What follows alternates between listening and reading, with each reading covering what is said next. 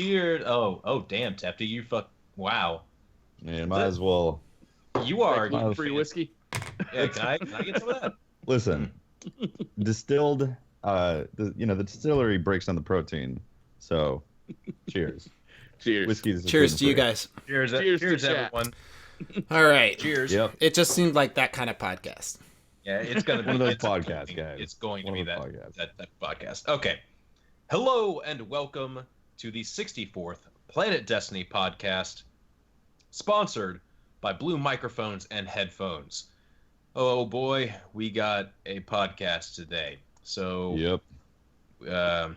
just right out of the gate, there's gonna be there's gonna be a little bit of saltiness and anger, and it's gonna get heated. I'll just say There's that. a It's lot gonna to be get, excited There about. is too, a though. lot I mean, to be there's- excited about. but We've there's so definitely much got some to be excited issues, about. but we've got a lot to be excited about. Can I go through a list of Yes. all the stuff we learned this week? This is Okay. kind of an abbreviated list, and I'm pulling this right off of This Week at Bungie. They did their live stream. They did their reveal of the things that we could get from the April update. The April update will provide new armor and weapons for your Guardian. Chroma is a new material that enables you to add a luminous glow to your character, which I'm very excited about. That looks really cool. Sterling treasure boxes are a source of new armor, chroma, ships, sparrows, and boosts. You can earn a total of 3 Sterling treasure boxes each week. Play 1 weekly Crucible match featured in the Director, emerge triumphant from the level 41 Prison of Elders, or visit a Postmaster in the Tower or the Reef. Are they going to just give you one at the Postmaster each Every week. That's kinda Yep. funny. You That's just what it drop sounds in. like. The Sounds like it. Eververse will be selling Sterling treasure boxes too, along with new emotes for your Guardian. Vault space is being expanded. This one took me by surprise, with 1 additional tab for armor, weapons, and general items. Mm-hmm.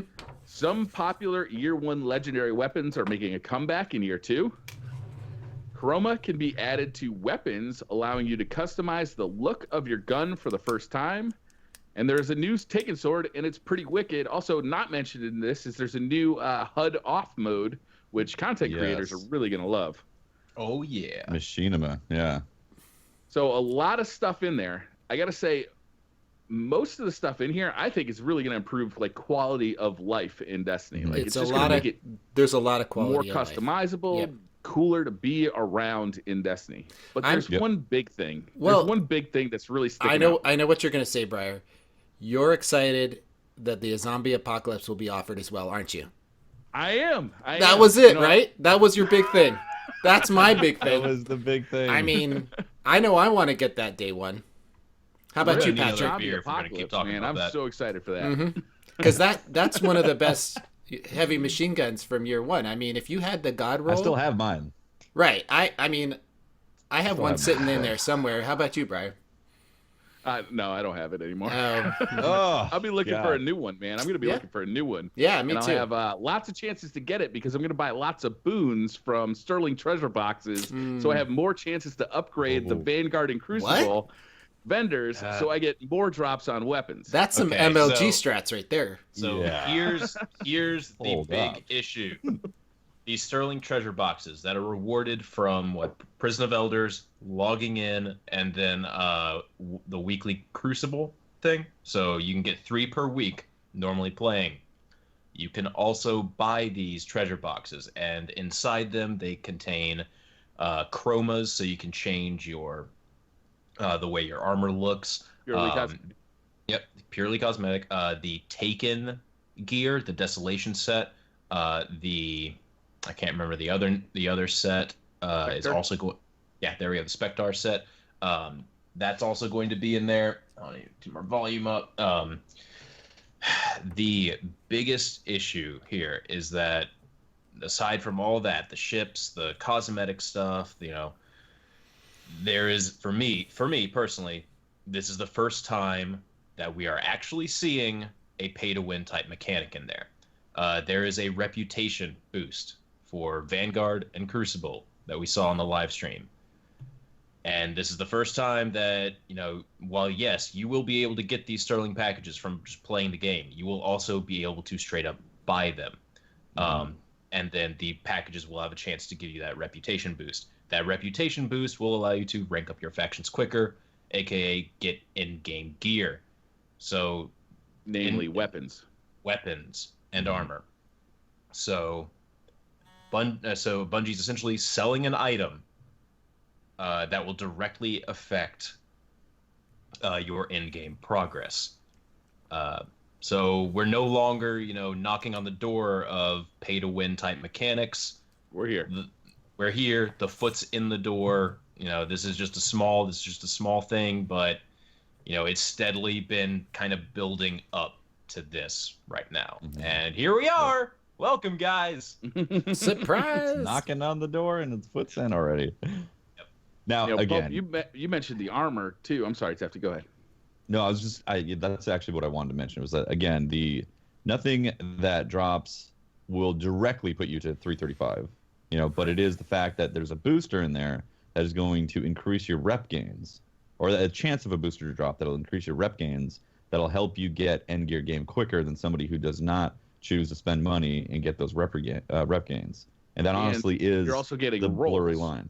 You're also Yeah, getting you're those getting the rolls rolls, too. right? Like maybe you're after that perfect shadow price, right? Because maybe after the April update, the shadow price all of a sudden becomes this god weapon.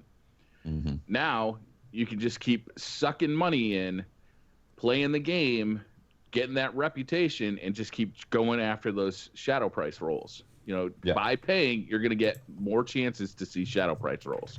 Yeah. Now you do have to play the game and get the rep and earn it. Absolutely. So there You is can pay that, to but do it's it just faster.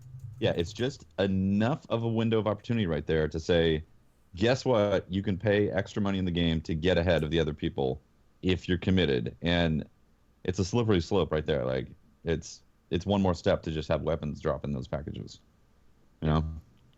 Yep. Some people in chat are saying, and it's even more so because when you dismantle it, it becomes legendary marks. But No. that's not the case. It dismantles into chroma. Are we sure? What if you Yes. Yeah, what you if get you chroma. dismantle a shadow price? No, for the gear that you can get from He's- those Briar's packages. True, it's Well- true. But for the Oh, yeah. direct gear that you do get from the packages, it turns into chromas. The gear that you get from a reputation boost and ranking up in a faction, it's getting stuff from the faction. Packages. Yeah, but So, but Briar's right though. It does, because the faction vendor packages produce gear and armor that would give you legendary And- marks. it gives you moats every time you level up a faction as well. It gives you strange coins every time you level That's up a right. faction as well. Yep. I mean, it's not selling an item that it's not a one-to-one thing where I pay money, I get this item, but I can pay money and get this item that can possibly lead to me getting this other item. It's like pay to win light. It's kind of. See, that's the premium, thing. kind of Like premium. right now, if it was just going to be this state, how it is right now, there would be nothing to be worried about, because this would be the limit. Like this is the absolute limit of where pay to win light becomes like, okay, yeah, it's all right, but it's getting pretty close, because we know it's Activision. We know what happens after pay to win light. It's like it's the gateway into what's happening with Black Ops 3 with these weapons that only drop from the black market that have an insanely low rate of drop rates. Like people have spent $500 and only gotten one of the weapons that drop out of those packages. So same publishing company is obviously telling Bungie, hey, we can make a lot of money doing this, and it's scary. I think Yep. we rewind our conversations how far back when this all started? Taking I King. mean, Taking Oh, King? Pranking, right? Taking With King Tess. when we started hearing about this stuff. no, when With Tess, when we first saw the Eververse stuff come in, Yep. it's like here where you can pay money to get this silver currency. Yeah, right now, only thing that you can buy are emotes, Cosmetic Yeah, items, yeah. right? Yeah, purely cosmetic items. And then Sparrow Racing League came in, and it was like, oh, well, I think before that, Festival of the Lost, but you could just kind of plow through that event. And then Sparrow Racing League came in, where instead of having to complete that long quest line to get the Sparrow, I can just get one of these Sparrows that goes faster than the normal Sparrows right now. Boom, done. Okay. And now there's some other dances in there, and then this is the next evolution of that And yeah, some people will buy it, some people won't.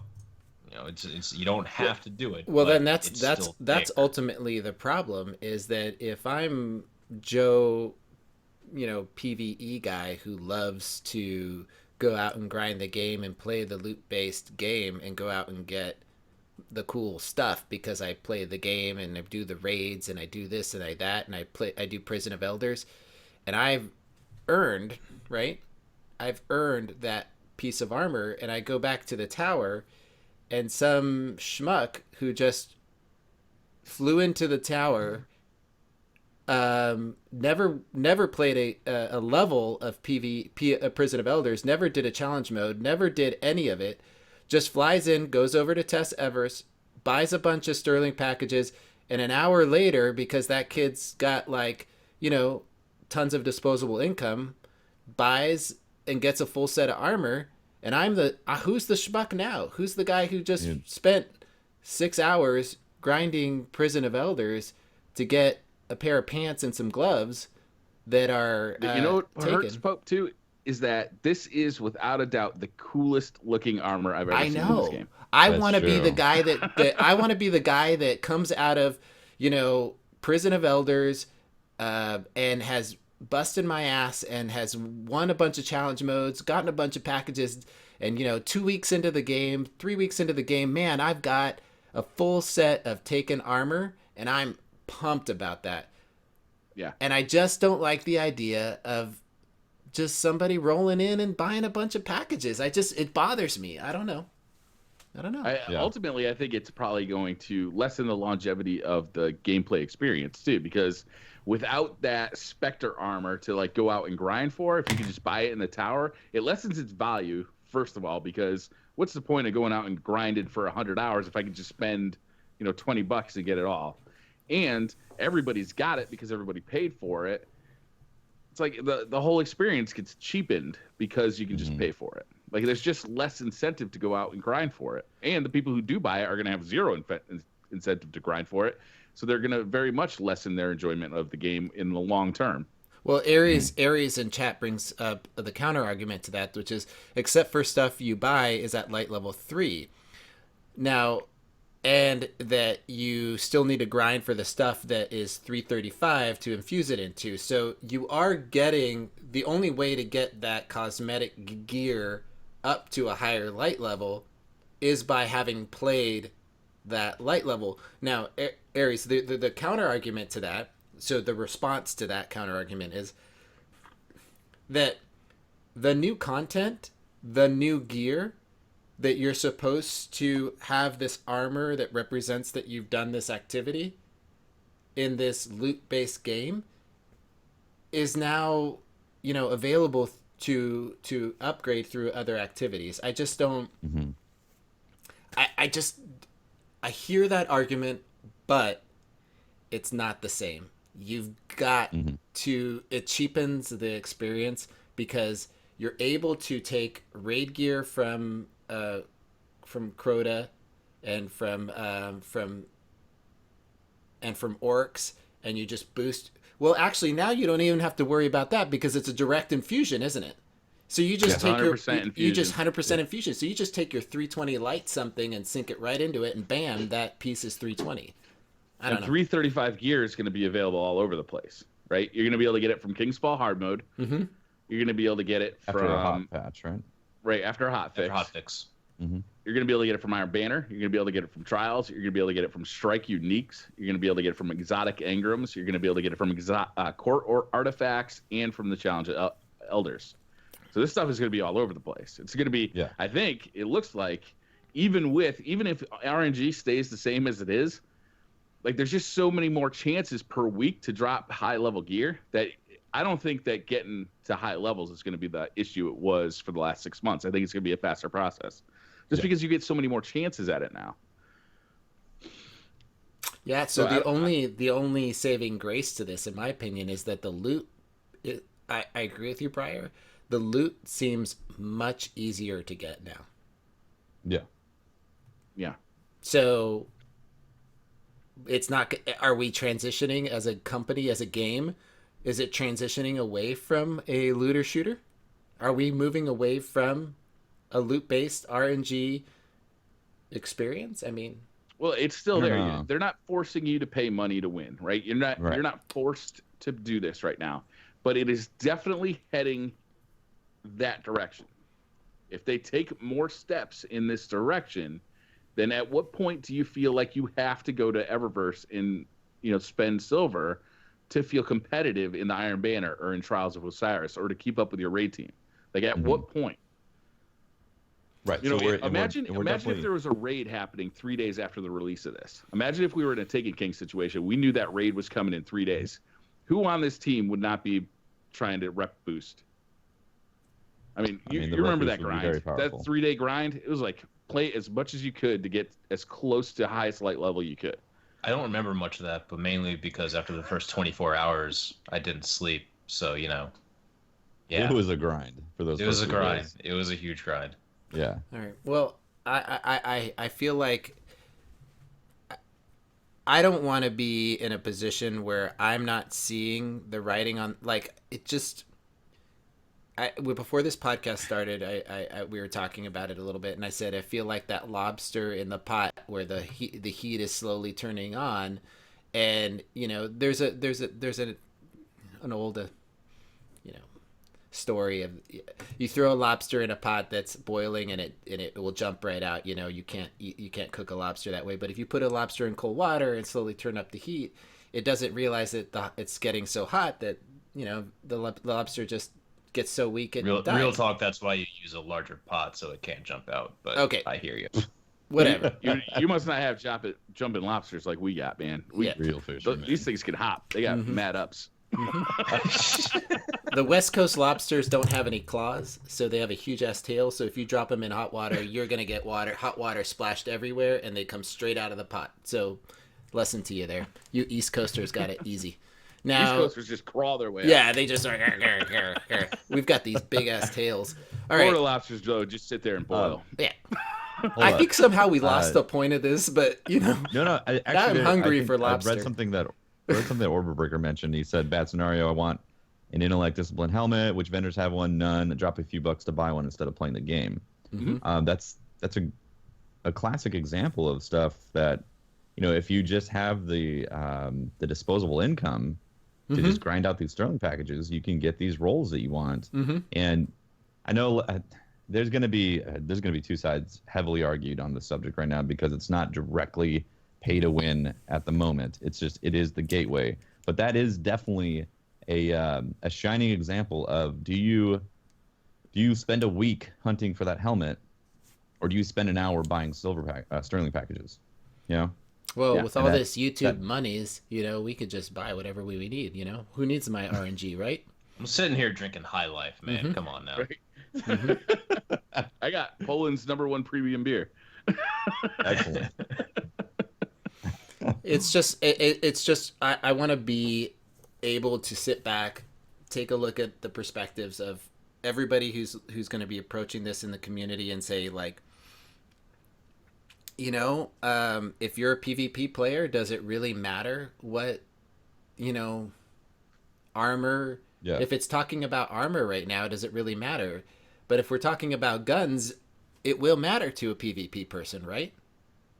So actually, here's a question, and I'm not sure about this. Okay. Some people are talking about how when you infuse, the stats also transfer over from the high level item. Is that correct? The intellect I don't and think so. discipline. And, No, I thought it was just the light level that transferred. it's Yeah, just a just light light. level. Yeah, I there's think- a lot of confusion going on in the community right now about that. Mm-hmm. Yeah, so 'cause you I thought it can, was you just can light level. theoretically, if you want a intellect discipline build on your Titan, you can essentially build one, and then whatever gear that you've collected over time. I you can't can just remember what they infuse showed that in the into live that stream. gear, then boom. In the live stream, it was a little bit. The reason it was kind of weird in the live stream is the item that he infused up, you couldn't see the stats on it, and then he infused an intellect discipline item into it, and the item, once it was infused, also had intellect discipline on it. But Okay. I think that was just kind of that was a coincidence. Okay. I can't answer that. I don't know. I'd Yeah. be guessing just like you guys. So, Yeah. have we beat this one? Like, are we done talking about this? Do we want to talk about it more? I- I, uh, I'm. I, I just want to put out a warning. I want to put out a. I feel like I further moved down the walkway of that. Like, hey, this is a slippery slope. You know. And then we walk like 5 more feet down the road, put another plant, and go, hey, this is a slippery slope. At what point do you just kind of go, man, who's the morons here? You know.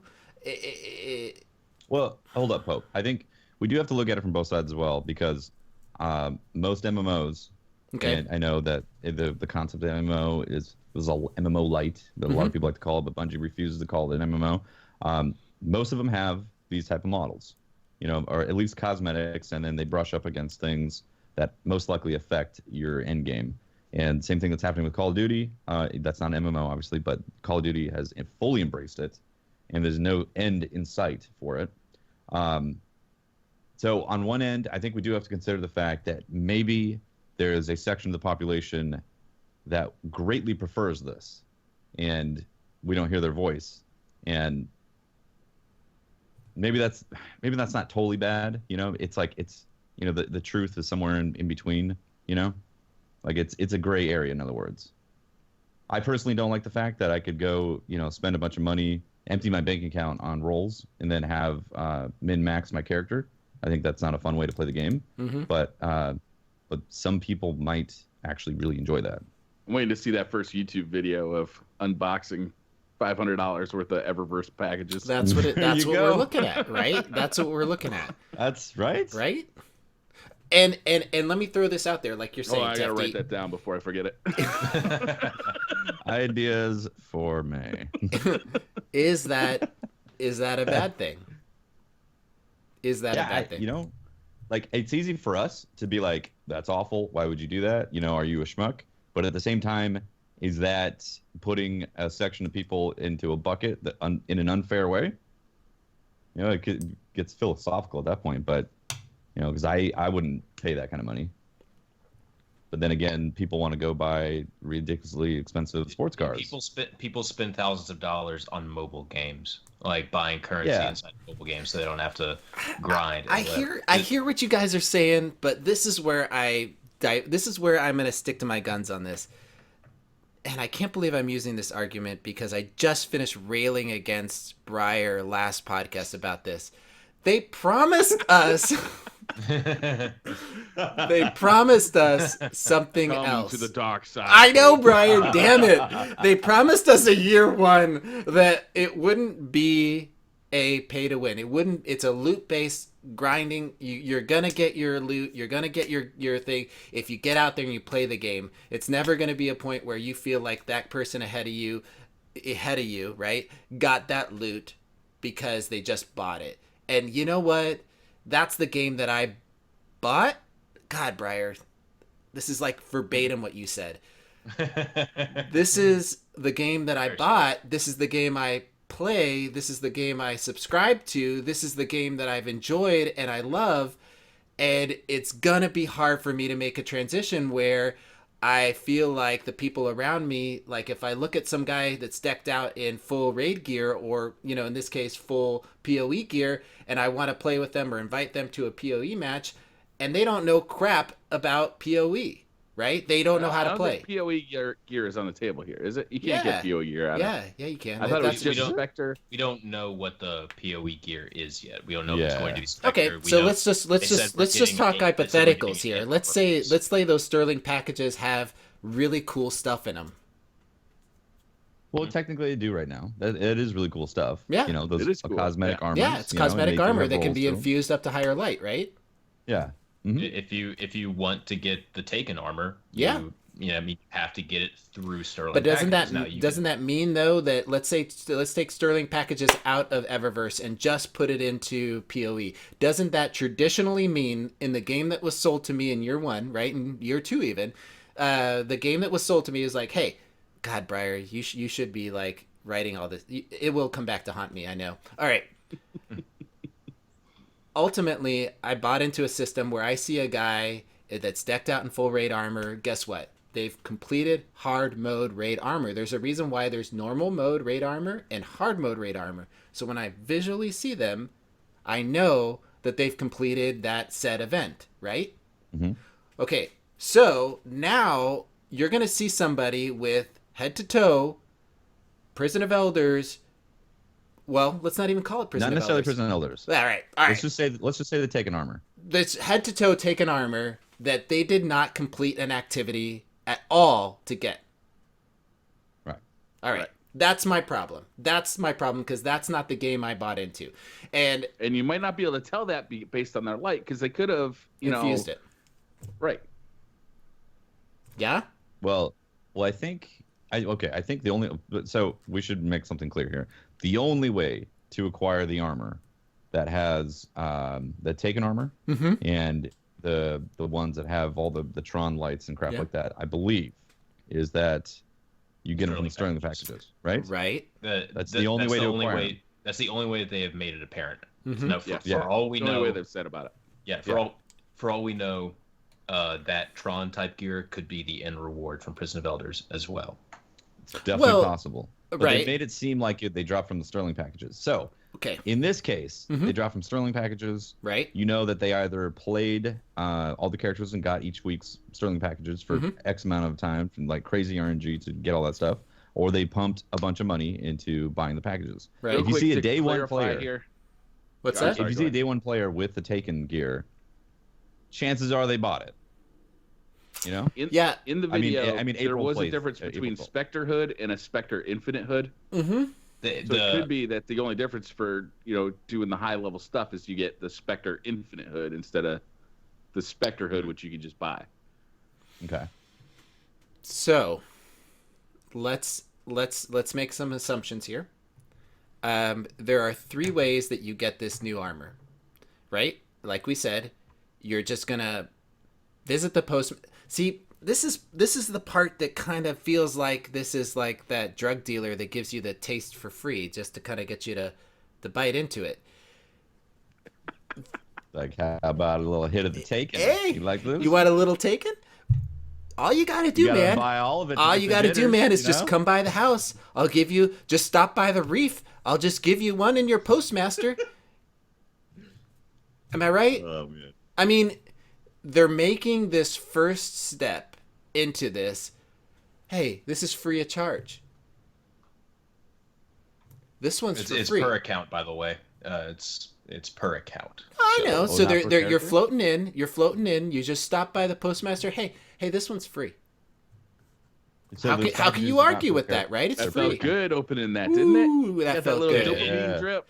Yeah, did you see the animation for opening one of those packages, by the way? Oh yeah, it was Yes. fancy. Yeah, it was fancy. It was All right, fancy. so There was I know money this is a behind dead that. horse. All I'm saying is it feels a lot like, hey, they just turned the oven from 6 to 7.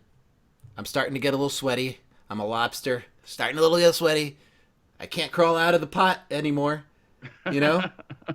And the Can water we talk sure about is a stuff lot we're warm. excited about? All right, let's Yes. talk about Yeah, something we- else. All right, let's do it. Chroma, All right. how sweet did that stuff look? Weapons Freaking and armor, cool, dude. right? So cool. 4 colors weapons and available: white, red, blue, and yellow. Who's going to be the first one to make out red, white, and blue Titan? And yell America Oh. every time they America. do Oh, a smash. oh, America. oh, that's good. Oh, you fly That's with the good. Twilight Garrison? Mm-hmm. Oh, Am I the only one that Freedom. pointed out that recognized right away that those are some primary colors? Are we going to be able to do some mixing? Are we going to be that's able? what I was thinking. Yeah? too. It's like, Oh, I mean, interesting. you got red, yellow, blue. A basic color theory says you can make anything from that. So like Add maybe there's a black, crafting station. Yeah, add, and we got Wild Ridge. Add black, and then we can do anything. We can do anything. Mm-hmm. That's interesting. The taken weapons with the chroma with that graffiti on them looked really nice. Mhm. Like Yes. it totally changed the look of the weapon. I got a funny feeling that the Queen's weapons are going to do the same thing. 'Cause they have Oh, that do you one- remember? Do you remember that first Queen set of armor where it had the like big Yeah, they're like the big graffiti on it, imprint right? of the Queen's logo, and then the sniper had the exaggerated Queen's logo on it? Yeah. That would look amazing highlighted with I- chroma. I think Mm-hmm. I think they showed one of the Queen's weapons on the stream. Did they not? was it The the scout High rifle? Noblesse? It was the scout rifle. Scout rifle. Yeah. It was a scout They rifle. turn it and on was- and off. Yeah, Did they show turned it? on. It was just So no it was graffiti? just trim. There was no graffiti Just on the it. trim. But the I can't fallen believe we weapons missed had that this last week when we were talking about Chroma. How did we miss this? Miss what? We were all over the map thinking about what Chroma would be. I mean, they showed us weapons that were lit up in blue, and we Yeah, totally That's missed it. true.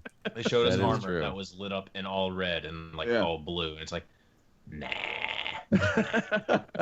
Well, I was laughing about that. I'm super absolutely excited about some of the year one weapons coming back. I know I've been trolling. Oh, yeah. I've been trolling Patrick all week since the reveal about his zombie apocalypse, but I am really excited about like some of the year one weapons, and I was thinking that I'd throw this out to you guys. Assuming that we didn't get a full list of year one weapons, what weapon, if you had to choose a year one weapon that maybe wasn't listed or maybe it was, but which one are you most excited to come back? What would you choose? Devil, you know. The devil you Devil know? You Know is in there. Devil Yeah, You I know, is in there. I know it's in All there. right, so which is why that's I'm the one you're excited. more excited about? Okay. Yeah. Well, how about you guys? I Rainbow agree with Patrick. synthesis. Devil You Know was like my Nightfall go-to hand cannon for. It had to be 3 or 4 months. I mean, it was just my bay. Okay. It was the like baseline best hand cannon out there in my opinion, and hopefully when the sandbox update, when we see what the sandbox update has, maybe there's some changes to hand cannons, like they fix the accuracy problems with them, so then my Devil You Know will be the year one Devil You Know that I loved and remembered so much. Yeah. Yeah. Those perks though are going to be hard to get back. Oh, I'll get 'em. Yeah, that's the thing. Mhm. I'll get them back. Yeah, you just have to like get them multiple times, and your RNG will Yeah, just have I'll to just, produce I'll just something. spend a crap ton of money on reputation. Yeah, boosts, it's and no then- big deal. Boom, there you go. Yeah. Easy. There we go. Easy does. I'm super excited about getting another dank bow synthesis. I love the one I have on the PS4, and I'd love to have a year 2 one that Oh, has dude, sick rolls. the Yeah, longbow synthesis, bro. That is like it's my okay. fave. So if I was to look at legendary sniper rifles, right? Mm-hmm. Praetus Revenge, even though it's not A scout rifle. Well, it's a scout rifle. It is a scout essentially, since even though it's not like a snipe through a revive, it still remains my favorite sniper rifle. For Sniper Love of Destiny. Just beautiful sniper. Okay, Yeah. after that, Her Benevolence. Mm-hmm. Then my longbow synthesis. Then the LDR. Then the 1,000-yard stare, like in that order. Those are my favorites. But if I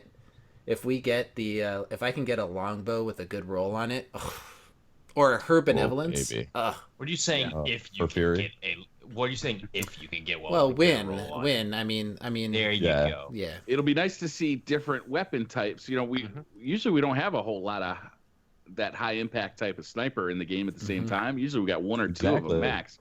Now we know we got 3. We got Her Fury, longbow, and LDR. So like we know we got at least 3 we could go Yeah. after. That's going to be awesome. Also, we should clarify that Bungie clarified it that they are only dropping from the faction packages, right? Yeah. Vanguard. No, and- not faction packages, just from Crucible and. Oh, I'm sorry. That's what I mean. Crucible, Vanguard and Vanguard. Crucible packages. So That's the only way you grind get out these year ones, the strike playlist, right? which directly correlates to the reputation boost. Okay, let's move on from that. All right. There is one thing. They are they said they are upping the amount of rep that you gain from Crucible and Did they use dramatically? Vanguard. Dramatically, as they said I dramatically. believe it's dramatically. They but said dramatically. I'm still gonna 0.04%. yeah, at least 1 whole percent. If it's 1 whole percent, Yeah. that's dramatic. And Dramatic. from what we've seen I from mean, Bungie, from a case study of 2,000 reports, that's a big increase. dramatic to me would be like, I don't know, 25, 50%. That would be dramatic because I'd actually react to that. Mm-hmm. Yeah. We would be on a podcast saying, I think there's too much dropping. No, I'd be like, hell yes, there's too much dropping. I'm I've got all of the roles that I want. I'm a This is fan insane. of I would rather them make, engrams fall like manna from heaven than for them to create a system like re-rolling guns. Like we have now. A re-rolling guns through the gunsmith. Yeah. Nah. You right? know what? I'd rather it just be sprinkling. Like I get to the end of a boss fight and think like looks like the loot cave Borderlands, up in where here. all of a sudden just Loot explosion. You want loot explosion? engrams Yeah. everywhere. You get a Dude, I want loot explosions. Yeah. In the division, you get to the end of the thing, and there's like tons of drops, and you're like, hell Oh yeah, yeah.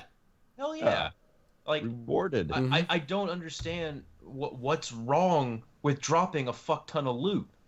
I mean, There's the nothing wrong worst with thing, that. there's Nothing wrong absolutely with it. nothing wrong with it. Maybe I'm just being someone who's gone 6 whole months without getting a good LDR or getting a good 1,000-yard stare. But come on, I feel your pain. make that shit Patrick. rain. Feel your Yeah. pain. Make it rain, Bungie. We want loot explosions. That is what we want. I want to see those engrams fly. What do you guys? Literally. How about the strike uniques? Do you want those to be super Ooh. common, or would you like to see those be kind of as rare as they are? I like those being like kind of rare. So like you see someone with that God Roll Imago loop, and you're like, oh shit, that Yeah, guy either got really lucky one time or he worked for it. Weapons, and the result of engrams, the RNG should be rare. I'm sorry to tell people, but I agree with the rarity of, like, I believe that it is part of the culture of this game to despise the Cryptarch. It is, like, part of it. The rarity of weapon drops and armor drops should be there, but there should be an explosion of engrams and the anticipation of breaking them down, and maybe you That's got actually stuff. perfect. I totally agree with you here, Pope, because you get that instant dopamine trip when you beat the boss, and it's not until you go back to the tower and you already hate the Cryptarch anyway. Right. It's not until you go back there that the disappointment sets in. Right. Yeah, exactly. It's like I will gladly sit by the Cryptarch, and if I have like a full inventory full of engrams, just like, yeah, just go through, yeah. Look at all these shit rolls. I don't care. It sounds cool, and there's flashing lights. It's awesome. Oh, I didn't get Exactly. anything. Oh well, I just turned in 20 plus engrams. Yeah, This is awesome. I'll just beat the Archon Priest again once and get 20 more engrams. You're gonna go do it again. You're gonna do it over and over because it's fun Yeah. to pull that lever. You know, like It is. you don't sit at a casino and pull the slot machine because it's boring seeing the things go. Like that's what's fun about it, is to see the actual numbers pop up. They need more of the numbers. We just want more of it. Also, the Archon Priest, I want that shotgun, man. Mm. That Oh, strike yes. specific loot. Holy Mhm. cow, that thing looks cool as hell. Mm-hmm. Also, the Taken Sword looks very good. Did you guys notice how far those Guardians were lunging when they were using it? That has me concerned for PvP. Mm-hmm. Is there a farther? somebody walks Did around it that look like there was a Taken farther Sword. lunge? It looks farther to me. Mm-hmm. I mean, I haven't used it, so we'll see. But it looked to me like you could walk around a corner blocking with that thing, and you see somebody, you lock onto them, and woof, woof, woof. I it's gonna be wonder. Hellsell I wonder 2016, if man. there is a new exotic out of that. I Because hope it's every exotic. legendary sword I want has an exotic upgrade, right? No. Well, No. The every- I mean the ones that you get from the recruit a friend thing don't have an exotic upgrade. yeah, you're right. So there's a potential that we don't have one. I'm pretty sure there won't be one. It's just going to be like a legendary bad. version. They said it's a void sword on the stream, I believe. Mhm. So It we'll have looked another void. void legendary. It looked awesome. It looked really cool. It did look cool. So when you guys are talking about exotics, the exotics that are currently in the armory Mhm. that are not in the actual game, like Shinobu's Vow. I can't remember the name of the Titan gloves that sound awesome. There's a bunch of exotics like Oh, nine or something the that- feedback fence. No. That's Those a are year one. Yeah, Oh. those are year one. Those Sorry. are coming in. There's We're like talking about the new ones they have. Oh, the new ones. Okay. Like the there's a warlock bunch that are. helmet, the gloves for the warlock.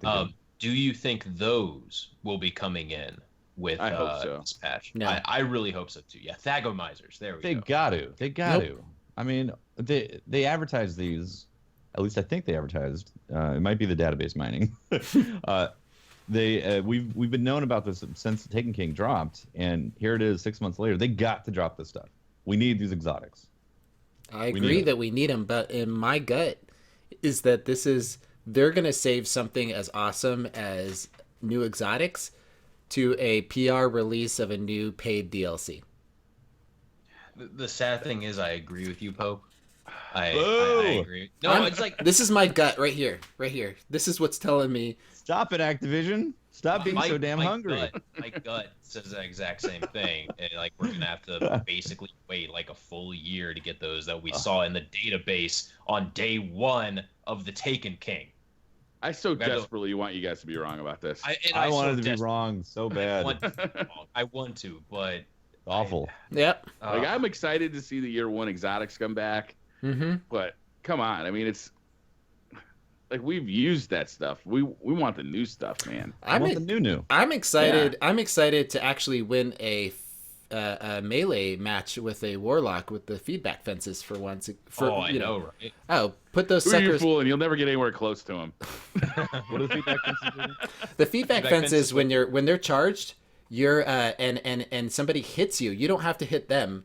But when they hit you, it discharges a damage that kills them. Just I forgot about that. It doesn't kill them, but it does like 120-ish damage to them. They're basically one bullet away from dying, or a melee of your own. An uncharged melee of yours will kill them. Yeah, it makes a lot of sense that you have to equip a specific exotic in order to counter the neutral game of a warlock's melee. Right. Pretty So awesome. it totally makes sense. Yeah, like that's why the warlock nothing manacles needed to be nerfed, right? Because you shouldn't have to equip an exotic to have tracking scatter grenades, right? Sarcasm. No, not. I mean, why actually balance? So I can survive those firebolt grenades. Why actually balance a warlock, right? Why would you ever want to just balance a warlock?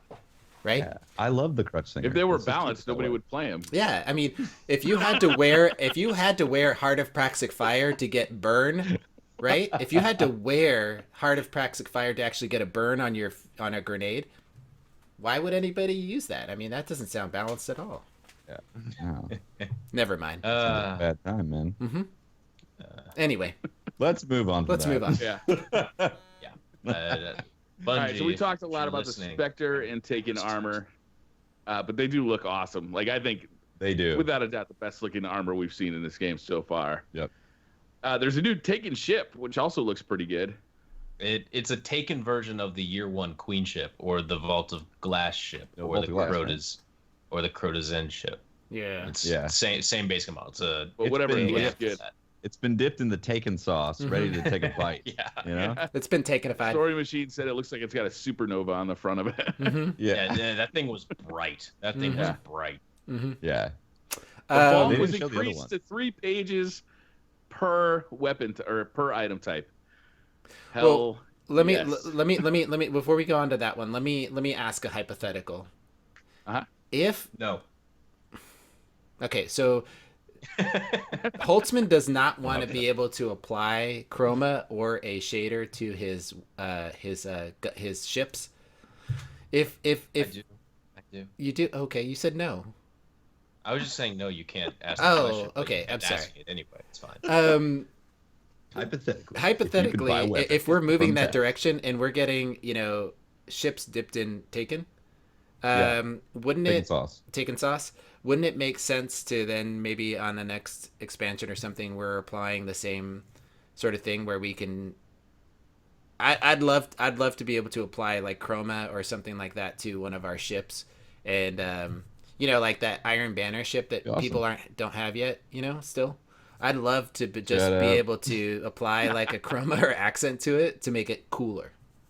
I found that ship on my Hunter at the beginning of this Iron Banner. It was sitting there for a month since the last Iron Banner. I had no idea. Oh, really? Yeah. Wait, was it in the post or in the? It was in his inventory. Oh wow, man! It was just sitting there for a month. I had no idea. Mm-hmm. That's pretty awesome, actually. I think that'd be great. I'd love to apply the chroma stuff to the ships. I'd love customization in general. I think the idea of using the primary colors and maybe going to some sort of paint station in the tower to mix colors would be phenomenal. I love that idea. What's her name? There's already the station there. There's already the station there by the gunsmith. There's a little machine that's like doing a bunch of stuff and building things. You could just replace the gun parts with paint buckets. There you go, done. It's the chick down by the speaker. She could actually be doing something now. You go down there and you say, she goes, "What can I help you with, Guardian?" And then you're like, I wanna mix these I want to mix these colors. And then she goes, Yo. I'll help you with that. And then she puts the milk. She puts it in she brings all the boy to the yard. She brings all the colors to the yard, and she's like shaking them, right? Wow. You see Awesome. where I'm going with this, right? I see it, Yeah. man. Right, and then you can produce a color wheel, and then when she's done, she spray like the colors your gun. I don't know, or she sprays you down like a tan. Like a. That's awesome. Yeah. Never mind. So you want to, yeah. It's the tower tanning bed. Yeah, like you lay down, your guardian lays down, and she's like, shh,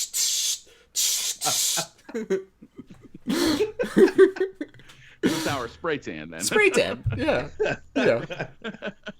Maybe I'm a little off. Wow. I'm a little off base. I'm sorry, guys. I apologize.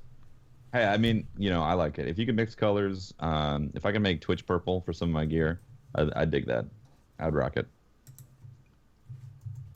Yeah, That would be I mean, I have a bachelor's degree in photography with a minor in art.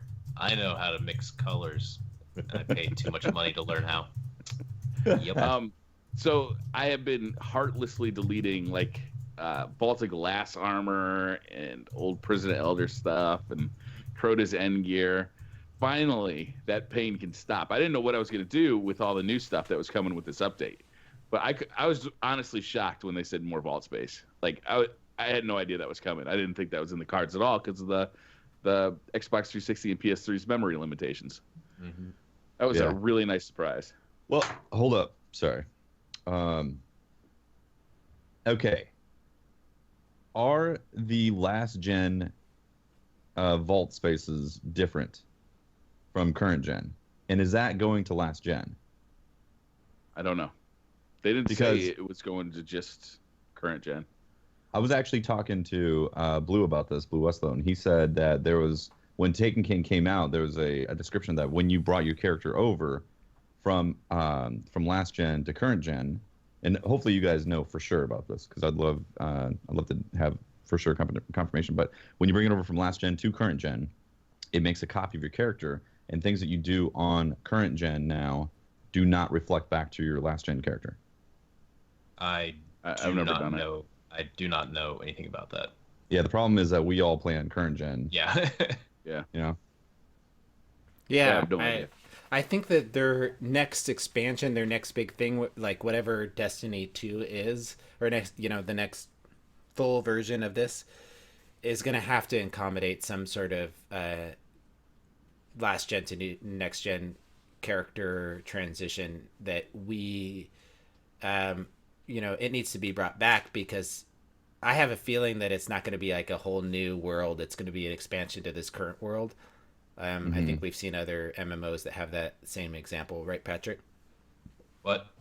Just about the other MMOs that have an example of like it just expanding on this world, right? I mean, in other games that I've played, your character's like, oh, here's a new thing. You just keep playing. Right. Mm-hmm. They'll put in like graphical updates and stuff, and eventually your computer is now a potato and can't run it anymore. So, yeah. So yeah, Chris was saying that it's true. As of now, whatever you do earn on your current gen does not reflect on your past gen character. So your past gen character will be how it was when you left for the current gen. So it's like having you two divorce separate yourself. characters. Yeah. But you can still play them both. You can still play on both, but your current gen progress is not reflected on last gen. That's right. Yeah. So, like you were saying about the memory limits and the problems that they have, like that's why I actually think that things like maybe even custom games aren't even talked about because they can't actually support it on last gen because they have literally maxed out all the memory limits for the directory and all that. yeah. So they can't have another directory option with the options to customize and all that because of memory. Could be. Big hopes for Destiny 2. Big hopes. Big hopes. Big hopes. Like That's a long ways off too. I mean, we still got another update coming this year or some kind of DLC thing. Yeah. Who knows what that's going to be? The language they use at this point is completely confusing to me. Yep. You're gonna get some stuff, and it's it's a size. Yeah. Yep. Yeah. That pretty much sums it up pretty well. Thanks, Patrick. I mean, Yeah, that's spot on, man. You're Yeah, like you nail it. Hey, For we're me. gonna get some stuff, Yeah. and it's gonna be You're some like a size. prophet. Yep. Patrick Casey, the prophet of destiny. We already talked about getting Prove old me weapons wrong. back. I'm really excited about it, though. Yeah. Shadow Price, Badger CCL, Lord Hyde Fixer, To the Morgue, LDR. They changed that, though. They initially said they can be acquired through legendary engrams, which was really exciting, but now, as we've discussed, Redacted. yeah, redacted, which is funny. That's the second time they've had to do that in the weekly update. Yeah. Yeah. Yeah, it is interesting. What's up with that? So they corrected I'm excited about all that stuff. Sorry. So I was just gonna say I'm excited about that stuff, but with the potential changes that are gonna happen in the sandbox and the Crucible, I don't necessarily know what I'm gonna be excited about because I think about Shadow Price, but I think about vanilla Shadow Price, and that does not when exist that anymore. archetype of auto rifle was king. Like Exactly. It was an era. That one and the medium rate of fire one were those two were king. They were boss. Yeah. So I'm interested to see what they're going to do, how they're going to change things. Are they going to fix hand cannons? Are they what's going to become quote unquote meta, king and all that? So that's really going to make me feel. Here's my question. So we have a sandbox update coming, and I remember you guys remember a while back they gave I'm calling it an excuse because that's what it feels like to me that we want to have seasons of weapon balance. Like auto rifles are now, and then hand cannons will come in, and then it'll be pulse rifles. That Polka dots are in. Yeah. Right. Do you guys feel like they're still following that line of thought? Because to me, that when they said that just felt like they were trying to kind of cover up that they were kind of unable to balance like the game at that current time. Well, not necessarily unable, but they didn't really have the tools to do it, so they just kind of have wild swings in it. Yeah. So since you guys don't think we're gonna have seasons, and we're kind of moving more towards all out balance. Yep. What changes do you guys think will come in? Because we're gonna hear about it next week on Wednesday. What changes to the sandbox do you think are gonna come in? And you can start with, I guess, weapon balance. Well, I think like what you talk about with hand cannons, I think they are going to increase ammunition, increase the accuracy, right? So there's not as much RNG in the shot spread. I mean, I think that's been one of the most overwhelming things from the community is that, look, hand cannons, I mean, they're not accurate, and then they don't have enough ammo in either reserves or magazines. So yeah, it's I really not hope worth the trouble. Yeah, it's not worth the trouble using them. Yeah. So I think they're going to address that. I think that high fire rate auto rifles are going to get dipped slightly in terms of range. I think the range is going to get dipped. What? Okay, range. Yeah, man. Really, the range? The range on what? You're not Like talking? You're not Doctrine talking Passing? about my doctrine, are you?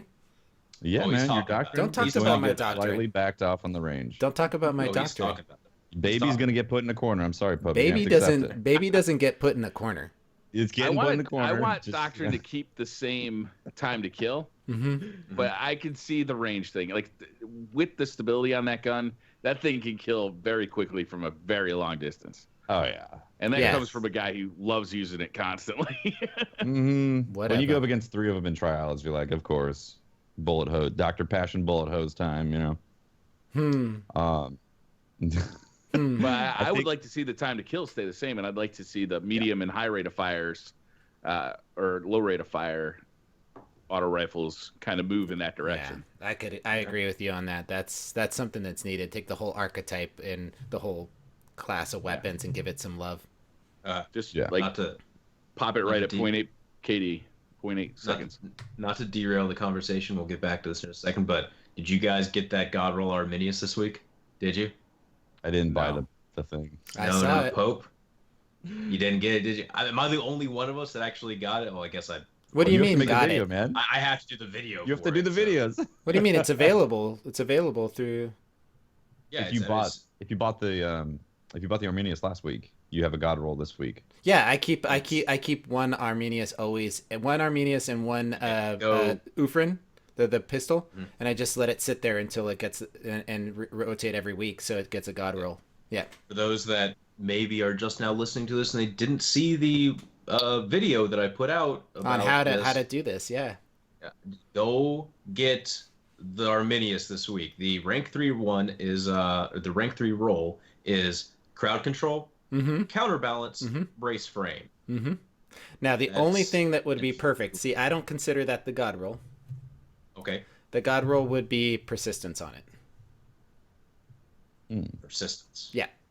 Because the persistence is persistence. So when the Arminius D fires, it does, no matter what, all Hake auto rifles do this. So it will always do a square. And it's not necessarily the gun pattern. The bullets will always be on point, but for some reason the animation of it is always the iron sights on it. The sight line, it always kicks, even though the bullets are going straight. So you can have all these stability perks on it, but they don't affect really the animation. It always feels like the gun is going like this, even though the bullets are flying straight. So if you put on, but that roll isn't possible, Pope. Is it impossible? It's not possible on the Arminius because counterbalance and persistence occupy the same perk slot. Well, that explains it. It's only on the because I kept looking for it. That's why I kept holding it. I got one with persistence on it. It was like a few weeks. Last week was last. And I was like, oh, it's so close, but it holds the same spot. It's not going to work. Yep, holds same spot. That's why the Doctrine will always be better. That's why you will like Doctrine better, and crowd control. And that gun will be useless in 3 weeks. No, not necessarily. Not necessarily. Infusement, you know? Yeah. And also, if they don't dial you think back, you'll be able to infuse what if they increase the mid-range? weapons up? Yeah, I didn't get that. You think I'm gonna say yeah. I don't think so. I bet you. Oh, definitely. Here's why. This is not a reset. You know, it's only 15 light level bump. So this is essentially like going from Dark Below to House of Wolves, which you could bring Dark Below stuff up. You could bring Year 1 stuff up, you know? All right. If it was a complete rebalance, then yeah. Like it would be tossed. If you want to get a Mago loop that'll move forward, you're saying go farm it on the Nightfall right now. So here's the question. Do you guys think that strike-specific loot is going to completely rotate, like all of them, or is the Mago loop still going to be available afterwards? I think they'll still be available. I think it will be. Yeah. It exists right now. Get all new stuff, but I think it's still going to be there. I hadn't thought that it'd be infusable up to 335. I thought that they'd cap it at 320, and you'd have to get all new stuff to 335. Yeah. I'm foreseeing that, like, because even if they are bringing in all this new gear, like, it's still only a 15 light level bump, and then like the gear that drops from the raid is going to be able to go up to this certain point, and like there's just too much. It makes more sense to make the current Taken King items level. Since when does that factor into it? Yeah, I know. But common sense. What? I'm gonna go over to my friendly Tess Everest dealer and buy up a bunch of packages.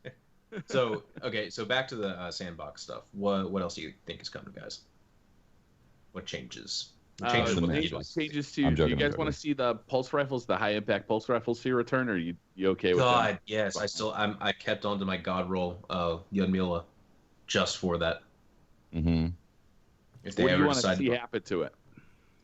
The damage needs to be brought back up. You want to see it come back to that like insane time to kill that it had? Yeah. Essentially, my main reason is right now pretty much all the pulse rifles exist in this spot where the highest rate of fire and the lowest rate of fire can all technically kill in like the same amount of bursts, more or less. But in terms of practicality, the higher rate of fire ones will always win because they fire their shots faster. And yes, the current Lyudmila can two-shot. It can two-burst someone to the head. But with the amount of kick that it has, and just the recoil in general, it's not possible. It's not practical at all unless you're in shotgun range. Which why are you using the Lyudmila in shotgun range trying to get off 2 bursts. It's The too problem slow. here, though, is that time to kill becomes so fast when you can 2-burst opponents. Yes, it does. I think there's a balance in between what we had and what we have now. But There's how do still you a do that? Because it seems to me the only way to balance that without, like, because you got to keep the stability high enough that it's actually accurate enough to achieve anything. Mhm. So the only thing you can adjust there, if you want to keep it a 2-burst, is the length of time between the pulses. That's the only way you can adjust time to kill on that. Okay. Now, like I said, You I just don't want a longer pulse to it. You just want it to be longer. need. Well, they could also adjust. That's why this gun accuracy, is so hard to stability. balance. Yeah, the Ludmilla is very difficult to balance because Yeah. in its older state before they nerfed it, I could do, I think it was like 160 damage to someone in 1 burst if I Yeah. landed all precision shots, which didn't happen ever. But I could still land 2 shots out of a burst on someone, and that's all I needed. I needed 2 shots out of the burst to be precision, 2 to be body, and I would kill someone if I do that twice.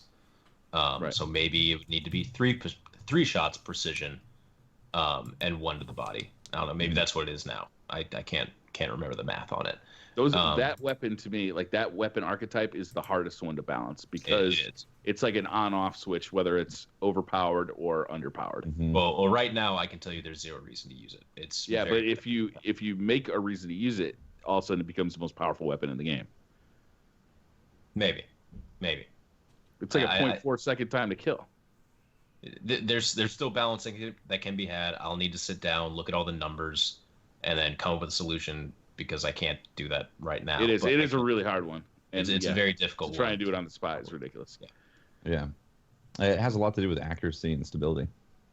Well, And range. It- I wonder if they also, like, I'm sure they take a look at spreadsheets and everything when they're balancing weapons, but do you think like they take like They did that with Necrochasm. It was awful. Remember? like use and practicality yeah. of the weapon into account there? Because I mean, look, the high rated fire auto rifles technically had the fastest time to kills in year 1, but no one ever used them. No, they Because- didn't. ability. No, they didn't. Huh? Like, no, yeah, Necrochasm. No, they did. It had the well, they max- it had the did, but they quickest time did, to but kill. you couldn't you It was couldn't all hit theoretical. anything. That's the It point wasn't- I'm making. Yeah. Okay, theoretical. okay, I'm sorry. Theoretical. It was like traveling at the speed of light was theoretical. Yeah. Right. Well, what's on paper doesn't translate into the game. And I'm just wondering if like maybe now we'll actually start to see them balance more stuff on the practical use of the weapon I got you. as well as the what the math says, because they got to start taking that into account if they aren't already. I feel like they are. They are. I mean, that's why I think the playing field is leveling out. It's not as bad as it has been in the past. It's not just one weapon that's completely dominant for all situations. It's leveling True. out. They're getting it. I mean, if you think about year 1, the 2-tap Thorn was God. Yeah. It was like 2-tap Thorn, and then you had some options underneath it. This right now, it's like Doctor. You got the Doctrine. You got Last Word. You've got Might of Multi-Tool. They're very different archetypes of weapons that are very viable in the Crucible right now. So Yeah. they're definitely going that way. More And options. then, like under that tier, you got a tier that is just nipping at its heels. Monte Carlo is Yeah. a perfect example. Mhm. Like Yep. it works. It really does. But it's A+ instead of S tier. And hope. If in a fair gunfight against like a Mida or a Doctrine, you're just gonna lose. That's the problem, right? It's like all things being equal, it just loses that fight. Hope Even though the drink. perks are so good. Sorry, guys, I'm back. You guys want to talk about all the new exotics or all the old exotics that are coming back? I can just do a quick list off. go a quick list. Do All right, a quick Greg's list. Promise, woohoo! Sunbreakers, the Glass House, Kepri Spring, ACD Zero Feedback Fence, ATS 8 Arachnid, Lord of Wolves, Lucky Raspberry, boo, Universal Remote, Yes. Eternal Warrior, Patience in Time, Purifier Robes, Queensbreaker Bow, woohoo! And that's it. Patience and time. Yeah, Patience in Time. I'm really Patience excited in about Time, the baby. Queensbreaker Bow, the Greg's Promise, and the Lord of Wolves, because those weapons just weren't around for long enough, Definitely. Lucky Raspberry, you can suck it. Patience and time, like it was such a good gun to use in year one, but the fact that you had to like pick the good scope on it or get Field Scout. Field Scout, yeah. I was like, okay, well, looks I'm guessing they're going to change that because Field Scout isn't a thing anymore. Mhm. So we've seen them update the exotics, the year one exotics, bringing them into year two. So I'm guessing they're going to adjust patience and time. I'm Did hoping you they do guys adjust it. you guys see the changes on Queen Breakers? No, Yeah, stat changes? we saw the stat changes. Yeah, the stat changes are very different. My thought is that those stat changes are in year one. I think it looked more like a sniper rifle. The stat bars, Hmm. and then this year two one, those stat bars look more along in the lines of a fusion rifle, Yeah, Hmm. like a high Kind of. impact fusion. like a high impact fusion. So Yeah. I think we're just seeing that fruit space thing that we were talking about last podcast. Right. We're just seeing them change what the bars look like to a fusion rifles. That makes sense, Which but keep it I as like guess a that makes fusion sense. sniper. Still Yeah. going to perform exactly the same, I imagine, but they're just making the stats look more like a fusion rifle because it has that charge up time on it. Mm-hmm. Yeah. I mean, I hope that most of these exotics get redone. You know, like there's some sort of changes, some sort of uniqueness to them. It doesn't have to be full on new exotic material, but at least something that is different, like they did with most of the exotics, bringing them to year two, so we can have some new interesting options for them. Yeah. Small Yeah. adjustments. Like Eternal Mhm. Warrior, there was no reason to use that in year one. I never found one anyway. Yeah. I'd like to have a reason to use it. You know, I think I used it, but it was only because it had like mine had like a god roll stat on it of intellect Oh, really? discipline, and Mhm. then it meant I could go shoulder charge as well. So Yes. Yeah. like, that was literally the only reason. I swear, the number of times I've been shotgunned full health with max armor out of a Fist of Havoc this week from Iron Banner has actually driven me a little crazy. Pro tip: the Eternal Warrior does not actually give you the armor of that talent. It just gives you the effect of the talent. It doesn't give you the armor that you get from picking it up. Oh, right, because Unstoppable boosts your Unstoppable armor. also boosts your armor a pretty significant amount. It was like +3 or something. Yeah. It maxes out the bar, right? You have to. You Can we get it maxed gives you the ability to max out the bar if you pick, I think, some other talent there. Oh, yeah, that's what I mean. Yeah. You can achieve max armor in You the can bar achieve max armor with it. Unstoppable. Yeah. Mhm. Yep. Yeah. Yeah, it's interesting. It seems like they need to look at some of that stuff. It's like it goes in the same category as Blade Dancer having problems with the melee registration, where yeah. Fist of Havoc can get just ripped out like that if the situations on the connections have an issue, or the net code. Cheers. Hmm. I'm out. But before the podcast, we said we would drink every time Tepti said net code, but I've already drank all my beer. This apple juice is delicious. Awesome.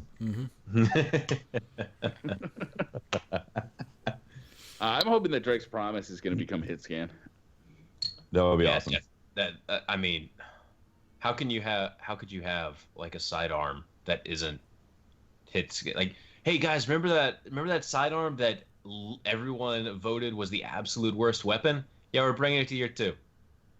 And everyone's like, I'm just gonna keep using these sidearms that actually work. Yeah. So okay. Yeah, Right. I hope they change it. Vestian Dynasty wasn't hit scan either, right? No, none of the Okay, sidearms. so in year 1 were Hopefully they just all sidearms are not going to be hit scan. Yeah. that would be. Do you that would be think? Do you think there's going to be actual exotic quest lines for these for the Prison Elders exotics, or do you think they're just going to be engram drops? I think it'll be engram drops. Oh, I you got can a feeling too. still get the like year 1 versions of them from Prison of Elders right now, right? From the Yeah. from the in chest. I maybe haven't they'll- tried they'll- it since then. Yeah, I haven't tried it either. I haven't run Prison of Elders since, I don't know. Yeah, we'll Like- probably be able to just buy them all from the kiosk, right? Yeah, we will be able to. It'll be great. Yeah. Yeah. Oh, man, You think- Pope, I you hope think you're that wrong cheapens about the that. No experience? new exotics, man. Yeah, I hope he's wrong too. Come on. I'm not. Do you I'm- think- Do you think the exotic kiosk was another mistake in year 2? Yes. I think that personally, I think that exotics. I think that Yeah. Xur selling exotics was a mistake. Yeah. I think that I think the 3 of coins was a mistake. I think the that- exotic no, kiosk was the right move. 3 of coins was a mistake, Correct. and there should have been more new exotics, so that you weren't looking for RNG to get your old exotics back. You were looking for RNG to get new exciting exotics, and that this kiosk thing was just a nice little quality of life bonus. 3 of coins was a mistake. Not having enough new exotics was a mistake. This podcast is gonna be titled "Breyer and Pope Agree." Like This doesn't happen. this doesn't like we are a hive mind right now, Breyer. This is nuts. Wow. Nice. We have met somewhere. So, along the lines of the sandbox, do you think fusion rifles are once again going to get nerfed? Absolutely. Dude, that's a universal constant. Death, taxes, Pope's RNG, fusion rifles nerfed with every Fusion patch. rifle Yeah, nerfed. even Yep. if they don't need it. They'll tell us next week that they're getting a huge buff, but they're still going to get a nerf. Yeah, the cone is going to take up the entire screen. Mhm. Right. It's going to be. The impact is gonna go up, There's just but gonna be- they're just gonna There's go just gonna be a everywhere. stick that comes out, and then a little unravel flag that says boom. Bang. Stand about 20 feet back from a wall with a shotgun and fire it. That's the spread at point blank range with the fusion rifle. So Exactly. it's not. Yeah. There we go. Yeah, Oh man. that's funny. Rip fusion rifles. It'd be fun to have them back, man. It would I be. miss them. I don't know, I miss man. it. I remember way think back they when got year one, when everybody was complaining about fusion rifles. Well, they I wasn't complaining. I they was were exploiting good. the shit out of them. I know, They but were I mean, good. They were broken. They were legitimately broken. And Yeah, they were accurate. Whoa. accurate. Whoa. Yeah, you could come around. You could be in a distance, like it was the space between shotgun and sniper, and just. Let's not have this Dead. revisionist history here, Tefty. We all I'm just saying, we all like- knew that everybody in the game was just like fusion rifles suck, except for the Not people me. that used them. No. Yeah, except for us. Go look at my original Pocket Infinity review. You want to see a weapon that is broken? Original Pocket Infinity. There you go. Mhm. Yeah, that I'm- thing was crazy. Yeah, I'm pretty The sure right the roll? reason- Yeah. I'm No, pretty sure the reason right I roll even on have an 77 IPD is Wizard. because of Mm-hmm. that. Yeah. Dude, the right roll on 77 Wizard destroyed. I raged It was- so it was hard. range. I lost it one day when I was like 77. Oh my god. You could get mapped by that thing. You'd be Oh, like, how yeah. is it possible for all those bolts to land on me from Oh, that far? I know. The 77 Wizard was just like, it was a wizard. You guys ever watch Syndicate stream and someone subscribes to him? It's like, another fucking wizard. You know, that's the sound that says when you subscribe to Syndicate. I swear to God, I used to scream that when I was playing. I'm like, another fucking wizard. Or Fusion just original Plan C. It sucks, God. man. They're not usable. I mean, you can use a Plan C. You can. The You can use thing, a Thesan, but it the- doesn't feel. the overwhelming thing right now with like fusion rifles and hand cannons, the reason we're not really seeing them getting used that much, aside from like some fringe cases, consistency. Yeah. People like consistency with their weapons. Like, where Mhm. if I'm gonna shoot this guy, I'm gonna put my reticle on this guy and pull the trigger. I know this is going to happen. Not, So it with might the happen. way range Yeah. works in year 2, we saw them really update the way range works in year 2. Mm-hmm. Don't you think that they could add consistency? They could put that cone back to what it used to be, but just pull back on the range, so you can't get those cross map kills with it. But when you are in the kill range for the weapon, it gets the kill if you hit the shot. That's what I'd like to see out of So that. it's like a charge up shotgun, essentially. Yeah, with more range than a shotgun, though. Yeah. Yeah, More exactly. range, but not sniper rifle range. Not Right. not Fellwinter's Lie range. Yeah, it needs to live in a space in between shotguns and snipers. And right now, it's just doo-doo, aside from a few fringe cases, and also aside from people wanting to prove a point. If you have to follow up 90% of the time with a primary shot, it's not worth it. Agreed. I agree. Pretty much. Snipers, any changes to snipers? Pretty good where they are. I feel like they're okay where they are. Like, I use snipers This is all a the tough, time. I use snipers all the time, and I am going to be the one that tells you that there's no way in God's green earth that you should be aimed down sight, getting shot by somebody, Might in have which- multi-tool. by like getting damaged. You're you know, they're shooting you, and you haven't unscoped at any time during that. Or that your aim just automatically locks on their head and boom, headshot. If you're The number of getting times shot, that's happened today, or that's the number of times that's happened this week with Iron Banner. I'm tinking somebody with a mighty multi-tool, and they just like 1,000-yard stare. That's right. Like, Yeah. come on. if you're getting shot by, if maybe the flinching happens with headshot only, you know, maybe. I don't know if they want to balance that a little bit, but there should be some mechanism when the opponent is getting damage to maybe crit damage. Let's have that. A crit damage shot, any sniper rifle pops out. And the only reason why, the only way you wouldn't do it is if, like, say for example, if they were to correct it, body shots, if you had unflinching on, body shots would keep you scoped in. But any headshot would unscope you, That'd be awesome. right? I'm okay with that. I mean, that's that sounds a good. balance of sniper rifles that I think is relevant. Yeah. Your sniper rifle person should be about positioning, timing, you know, predicting where people are going to be. I mean, those are the characteristics of a sniper. If you Yep. are in the middle of a gun battle fighting somebody that's shooting at you, you shouldn't be able to scope in or stay scoped. That's just not something that. So if there is a fix to sniper rifles, that's what I suggest. Yeah. I'd be on board with that change. Yeah. I'm You cool with it. should not be able to be receiving damage from behind, spin around, scope in, and get a headshot. Agreed. Like, Just That shouldn't just- happen. it's overpowered. Because if you're good with snipers, you can do that. And it just shouldn't be a thing that you know. Snipers are too Yeah. easy in this game, and I've said that since the beginning of the game. I've used them because I love being in that position where, I mean, I love close quarters, but I don't like shotguns. Personal preference, I like to be able to be surgical with my sniper rifle, but there's been many cases where I felt like, no, I shouldn't have gotten that.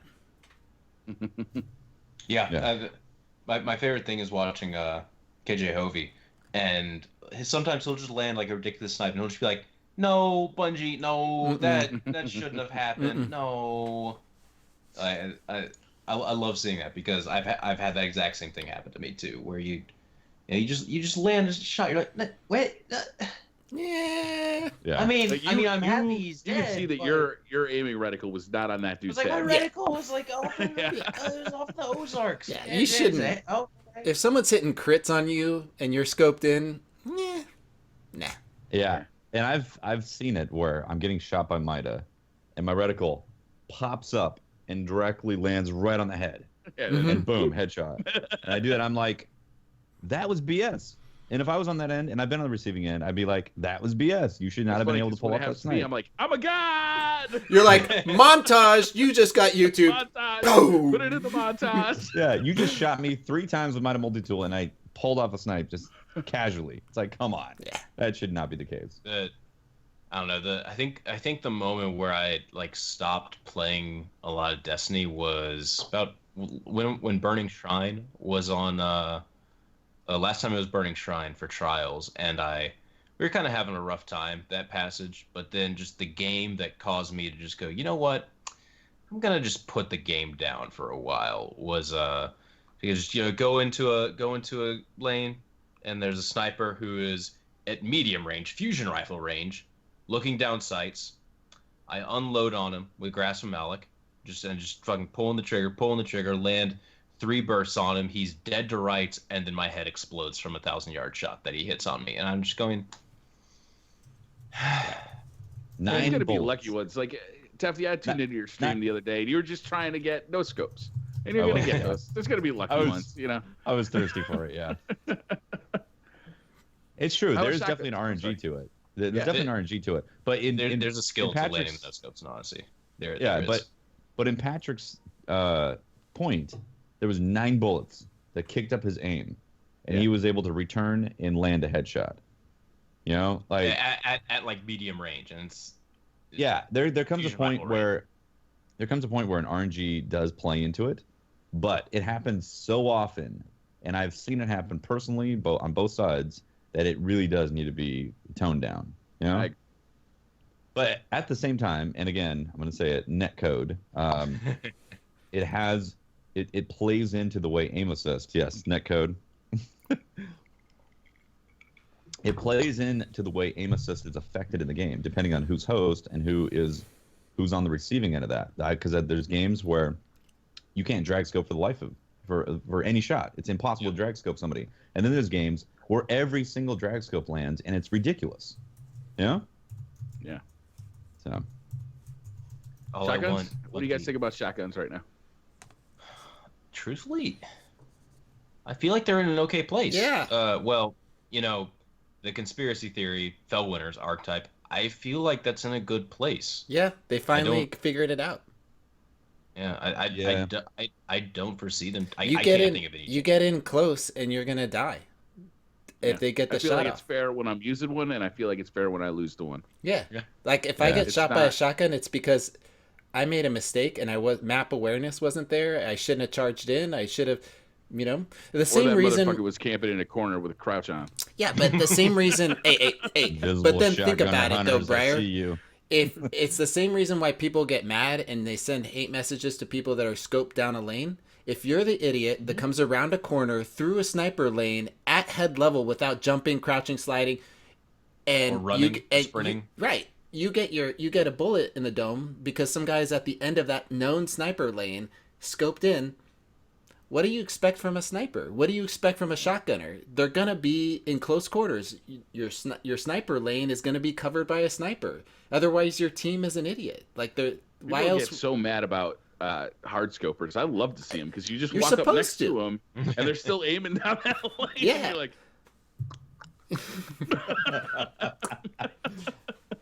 My point is that there's pros and cons.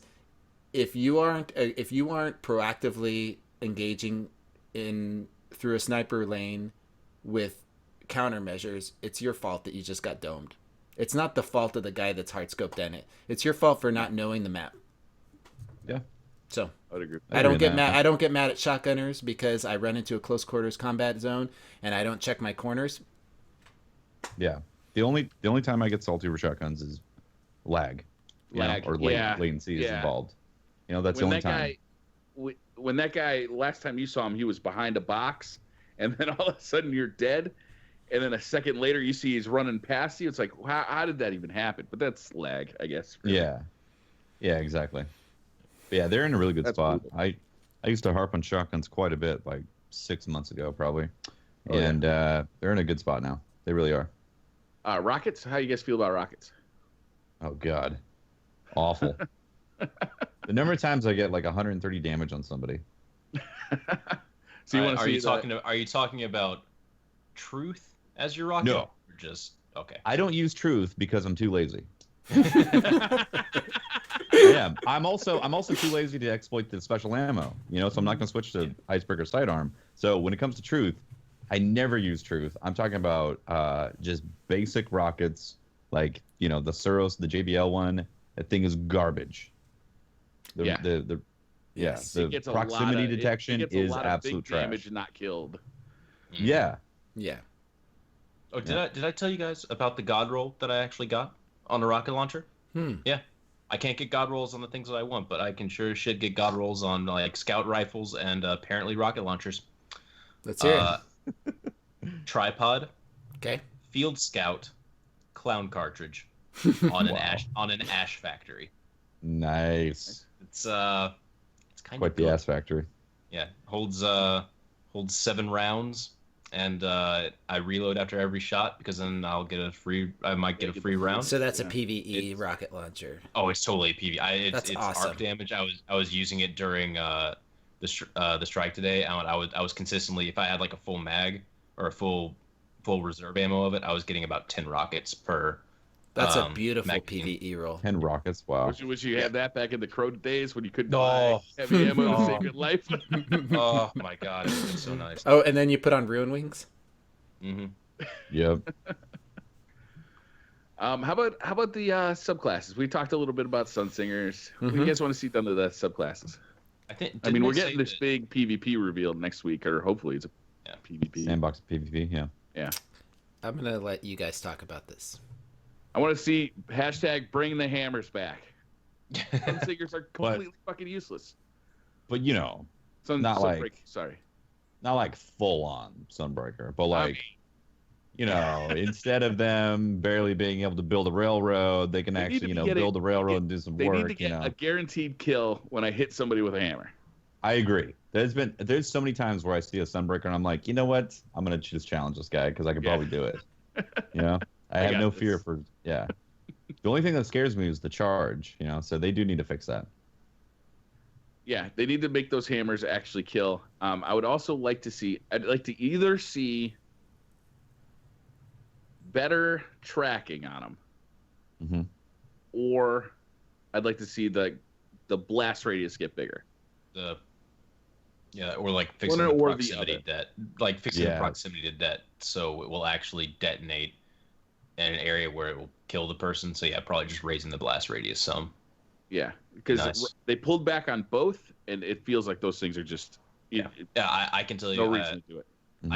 I only run my my Sunbreaker in the Black Spindle mission, and there it is a very noticeable nerf to those hammers.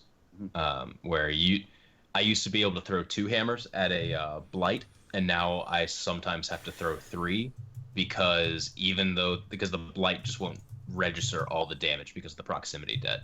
It's Yeah, that same proximity debt I feel like got messed up with rockets in Sunbreakers around this similar time. In melee registration. Yeah. Agreed. Definitely, they need to fix that. I think Strikers, the anything other, we need to do is sorry. I think the strikers and the defenders are perfect. Personally, I think they're in a fantastic spot. Yeah. Blade Warlocks should be dancers. deleted completely. Just out of Yeah. Crutch, out of the crutch game. locks. Just get 'em outta Crutch here. locks are going to get shipped You know, over to another Destiny game. as I mean, much I don't as- like seeing them in PvP. I don't like seeing them on my raid team. I just don't want Do we them in want there to, anymore. Patrick? Do we want to? I mean, you and I maybe we talked a little bit about how the Sun Singers could be. no. All right, I don't think so. No. All right. we just talked about But- like different classes that maybe could use some adjustment and kind of making hypotheticals, but they're hypotheticals that wouldn't make good radio. You were so- talking about putting actual skill tree perks into exotics, like Heart of the Praxis Fire having the burn, right? Yeah, I mean, ultimately, that's where it comes down to is that, like, I was hoping that we would see more exotics represent the things that are powerful within classes, and you have to take a hit on something, like, choose to wear an exotic to represent something like damage over time, right, for the Sunbreakers, or, the exotic gloves for the Arc Warlock, the Void Warlock, the Nothing Manacles, something like that, where it turns a aspect of that class into something more powerful, and you choose to craft that class in that way. Titans have the Helm of Saint 14. I feel like they really explored that with the Titans, and they didn't really explore that with others. You The got Twilight Garrison. Twilight Garrison, the Armamentarium, the Glass House, all these are the Helm of Inmost Light. All these Titan exotics create skill tree perks to them that made them powerful, and it made you sort of commit to playing a certain way. I just feel that should be the purpose of exotics, and they should take these powerful perks and kind of push them over to exotics. So I think that's something like you're absolutely right. First off, but I don't think they would do any kind of sweeping change like that until Destiny 2, because it's a pretty big change. Like if they removed Viking Funeral and put it into Heart of the Praxic Fire, like that's major. That's an overhaul right there, and I don't think that they would do that in an April 12th update. Well, they could say that to have Viking. I guess just overhauling. I see what you're saying, but to have like the power Viking They'd have to Funeral replace is the node with something also. what is Viking Funeral powerful with? Touch of flame. You have to have the other to make that class super powerful. You have to have that other perk, right? So make these exotic armor choices be that combination. That's all. Right. Okay. So again, I think you're right, but it's definitely not going to happen in the sandbox update. Oh, no, 'cause it's no. going- No. I I'm. think so. That's why Patrick was like, these were like us playing around with if Destiny was a different game, essentially. So Yeah, I mean, in Destiny 2, I'd love to see it, but it like things that they can do is fix the melee registration on Blade Dancers. Yeah. You know, because that class, it's got a phenomenal neutral game, but the super is like pop your super and run away. Don't That's actually what go it's in good and for kill right people. now. Is just fleeing, right? Yeah, getting reses and fleeing away, like having more armor. Yeah, Blade Dancer is.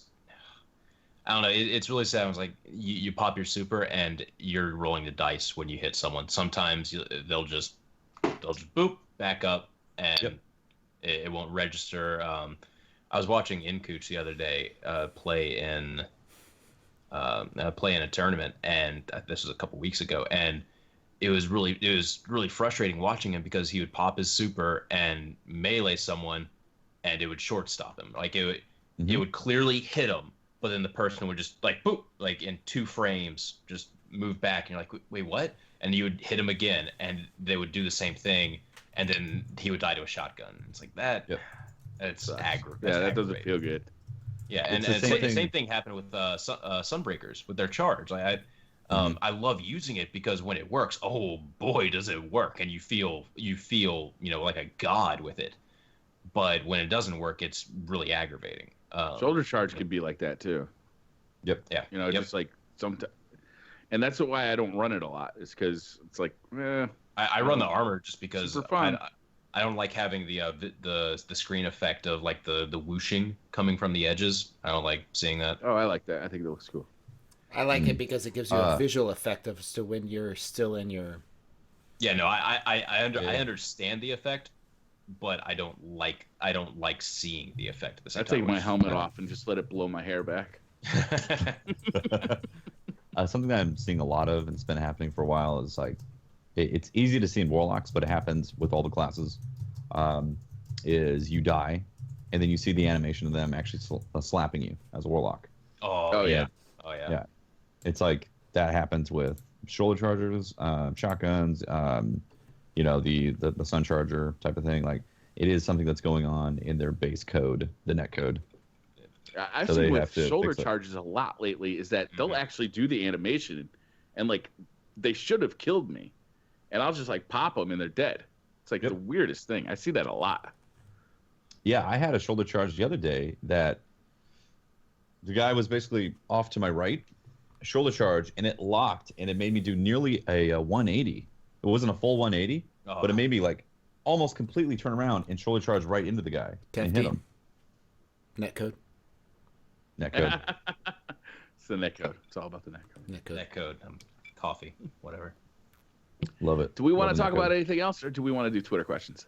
I think we could move to Twitter questions right now, but before we do, let's talk about Blue microphones. No doubt you noticed these wild mics and headphones that we are using, and they're just some of the iconic gear that Blue creates. Blue's award-winning products are the driving force behind professional musicians and internet creators and countless elite gaming teams and Twitch streamers. I know we all at some point in time use the Blue Yeti. I still do for my Twitch streams. Their Yeti USB mic is the internet's most popular microphone, and their MoFi and Lola headphones delivered insane sound and a very personalized fit. You can find more about them at bluemic.com. Real quick, I got one thing I want to say about the MoFis that I discovered this week is I've had a problem with the Xbox controller, the audio port coming out of the Xbox controller being at a very low volume. Because the MoFi is amplified, solves the problem. Nice. They have it's not a DAC, it's like it actually amplifies the analog audio. And there's a battery in the headphone, and it actually amplifies the volume. Oh God, so loud. Oh God, so loud. Yeah, there's an actual analog amp inside the headphones. So if you've had that problem with the Xbox controller, here's your fix right here. Yep. There you go. There you go. Yeah, it feels like a 20 decibel boost, honestly. It's pretty good. intense. Exactly what I was thinking. Nobody knows that, Tefty. Come on. I'm an audio engineer. I know. right? I know that. I'm I not think an about audio these Yeah, things. you guys I are both understand nerds. that's Though. louder.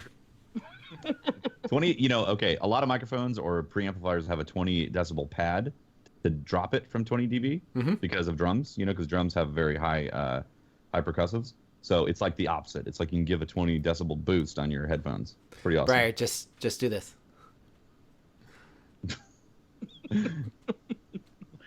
All right, Twitter questions. I'm sure that some of these we've talked about, but I'll read them, and if we talked about it, we'll just gloss over them. Abyss Walker Sif at Kyle Thompson 43 hopes for next week's Sandbox update stream. Besides a Thorn change, he says. Oh, yeah, we didn't even talk about that. All the changes we just talked about. Mm-hmm. Yep. There you go. I feel like we talked about all that, so we actually should talk about Thorn. And what if they do bring it back? No, we're not. We're not talking about Thorn. First podcast. What if they bring it back? What if they No, think? no, shut up. Next question. One We're not quick talking thing. about Thorn on podcast. One quick thing is last time they did a PvP stream, they had Triple Wreck and they announced Trials of Osiris. Because they're doing a whole stream devoted to PvP in the Sandbox, do you think the whole stream's going to be about what the changes are? Or do you think they've got something up their sleeves PvP game mode wise? You mean, like adding custom games or something like that? No. No, I'm talking about maybe a Why new you game do that, mode, like a Patrick? new competitive thing similar to Trials of Osiris. I've been doing it too. I mean, my hope is that it's custom games, but I feel like they're going to drop some sort of new game mode that they've been cooking. Or something that we didn't bring up is the possibility of updating the gear that drops from Trials of Osiris. I imagine they'll update the gear. Yeah, it'll be a That- slightly that different feels- gold color. I would love to see. I mean, this is Yeah, you far can put fetched, chroma but on it. I would love to see another PvP game mode. Me too. Yeah, I would love to. Yeah. Definitely. Something, I mean, they're something gonna be spending new. 45 minutes, right? So Yeah, something They gotta new fill it that's up with like you know how they announced Rift, something like that would be team based, objective, like I don't know, involving swords.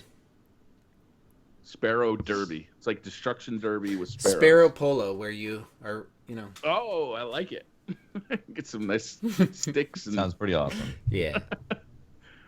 Rich at Rich GTR. We know you in the chat. Mhm. Do you think solo players being able to hit max light will increase the player base and appeal of the game? Yeah. There Absolutely. are a lot of ways to hit max light now. Mm-hmm. Yeah. Yeah. And also hitting max light through an activity that doesn't require 6 people, only requires 3, is a pretty big bonus. Or Two. one. Or what do you mean 1? You can play Iron Banner by yourself. You can play. Oh, true. You True. can solo Nightfalls. You can get exotics to drop by yourself. True. So I have to. This is where the realist in me starts reminding people that the team currently working on this is the live team. Mm-hmm. And what is their in their charge? What is their responsibility? The game that we're currently playing. So Bore the shit out of us. Wow. wow. My bad. Remedial. My basic- No, there's a lot of Oh. people, Briar, who love Sparrow Racing League. Sparrow Racing League was amazing, man. bad. I know. All right. It would have been amazing. It was amazing. It's so weird that they were like, "Hey, this one-off cool thing." Anyways, that was great.